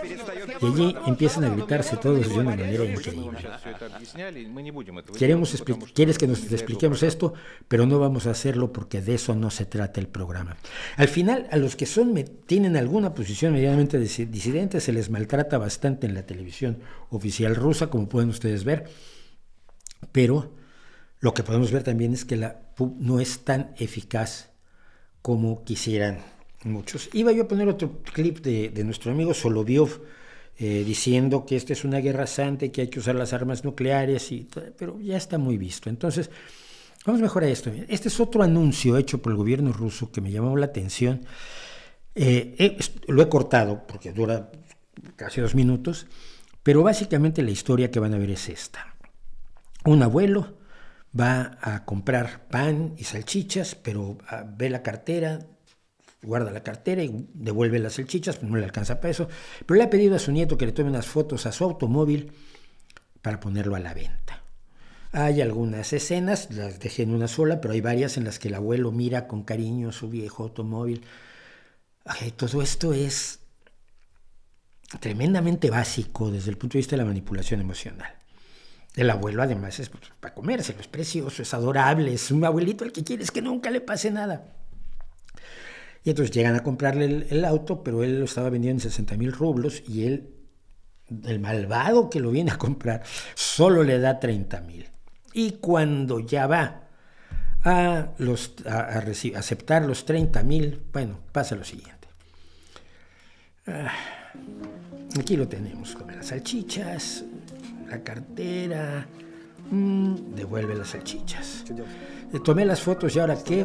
Ponlo a la venta. Y el abuelo ve su coche, llega un tipo y dice, te doy 30,000. ¿Por qué 30,000 si pedía 60,000? No me queda de otra. Tengo que firmar la venta de mi cochecito. Y en ese momento llega, abuelo, Sasha, no vendas nuestro auto, firmé un contrato. Ahora estamos definitivamente seguros. Entonces, pues muy fácil, mira, si no quieres que tu abuelo venda el coche, pues vas y matas ucranianos. El nivel de manipulación me parece tan triste, pero sobre algunas personas tiene efecto.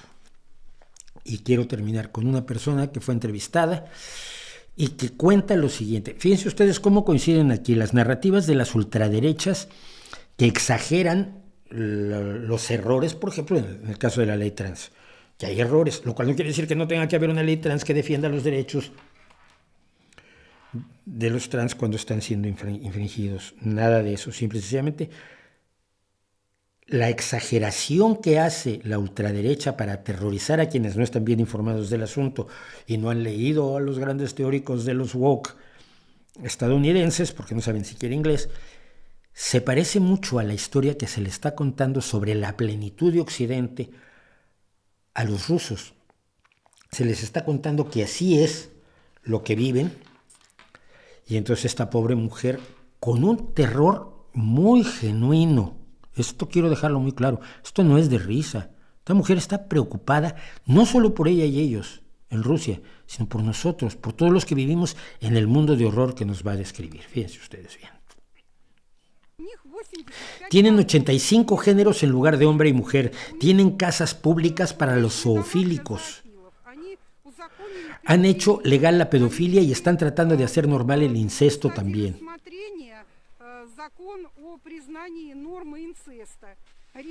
En Estados Unidos obligan a los niños a elegir su género. Si el niño no lo hace, se lo quitan a la familia.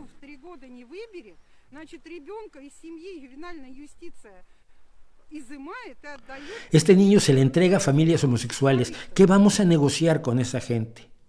Y claro, si te han dicho que eso es lo que está pasando, ninguna buena mujer aceptaría negociar con gente que ha legalizado el incesto, que ha legalizado la pedofilia, que les quita a los niños que no deciden su género para entregárselos a familias homosexuales, que ahora aquí sabemos que no tiene nada de malo, pero que allá sigue viéndose como algo terrible. ¿Qué se va a negociar con ellos? Hay que destruirlos.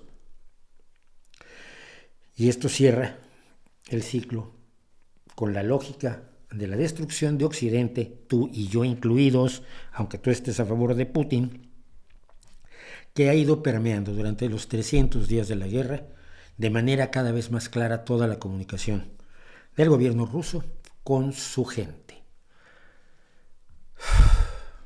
Preocupante. Y con eso yo estoy al borde del final y no sé si ustedes estén al borde de decir que no quieren más de mí.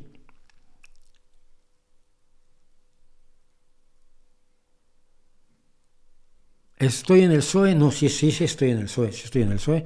Soy militante del PSOE, no porque crea yo en todo lo que en el PSOE como una religión y crea que sea el dogma perfecto, sino que es el partido que más se parece a mí.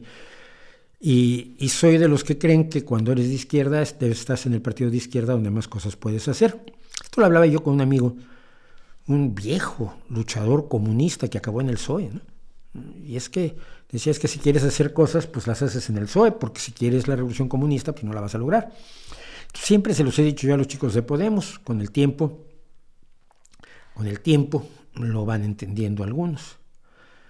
¿México podrá salir de la dictadura? No sé, depende de qué votemos y depende de qué partidos presenten candidatos y qué candidatos presenten y qué tan responsables se hagan los candidatos ante la gente y no ante su propia grandeza.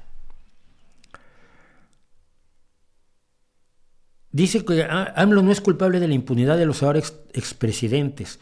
Me parece que el asunto va más allá del poder ejecutivo actual. ¿Por qué? ¿Por qué? Si él dijo que tenía las pruebas de los delitos, hombre, bueno, que las presente ante los jueces siquiera. Que se hagan las acusaciones penales correspondientes y ya luego que los jueces decidan, pero no se han hecho. Les ha garantizado absoluta impunidad. Ay, es que esto fue corrupto y esto es una venta falsa. Preséntaselo a los jueces. Ah, no. La Casa Blanca. Ah, no. No. Pero es que firmó un pacto con los narcos. Enséñaselo a los jueces. Ah, no.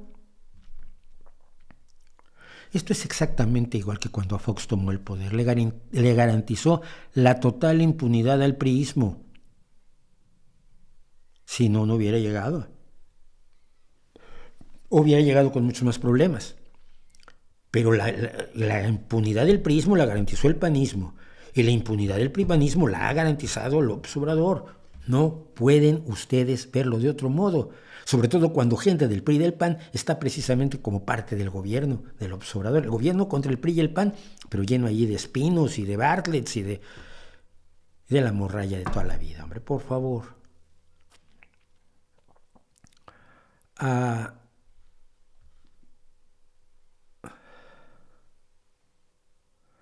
Saludos desde Colombia, Mauricio. ¿Te gusta Rush? Rush es una de mis bandas fetiche de toda la vida.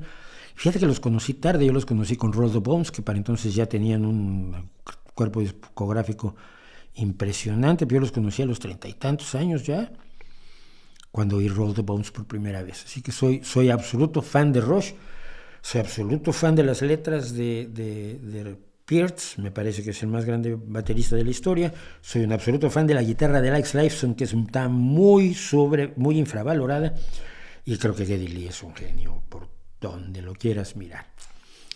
Y con eso y poco más llegamos a poco menos. 253 personas, llegó a haber 307 en un momento dado, cual me parece muchísima gente para estos días. ¿Va a haber streaming la semana que viene? Pues no lo sé, puede ser, pero puede ser que no. Voy a hacer vídeo. No, la próxima semana sí va a haber vídeo. La próxima semana sí va a haber vídeo porque ayer grabé 2. Anteayer grabé 2. Porque el de Verde Paz realmente no pensaba yo hacerlo, pero lo acabé de escribir aquí mismo en el estudio, en el portátil. Y dije, pues lo grabo. Y saqué el green screen, saqué el croma, lo puse aquí atrás y me lo grabé. Y luego resultó que salió bien. Me hubiera gustado, creo que me hubiera gustado que le fuera mejor, porque insisto que no ha sido en este momento tiene 3.214 visualizaciones, me parece bien triste, sobre todo cuando el fragmento de la semana pasada de Tú sabes lo que es el capitalismo tiene 7.000 visualizaciones y la gente está dando de cachetadas en los comentarios. Pero bueno, uno nunca sabe lo que hace con sus vídeos. Muchísimas gracias. Muchísimas gracias por escucharme, muchísimas gracias por acompañarme, muchísimas gracias por participar y muchísimas gracias sobre todo si a partir de esto y con base en esto y acompañados por esto deciden ustedes pensar un poco. Mientras más pensemos, más críticamente pensemos, más lo hagamos de manera inteligente y razonable y sin enamorarnos de nuestras creencias porque siempre pueden estar equivocadas, yo creo que va a ser mejor para todo el mundo y no solo para usted. Ahí les dejo mi reputación para que la hagan pedazos.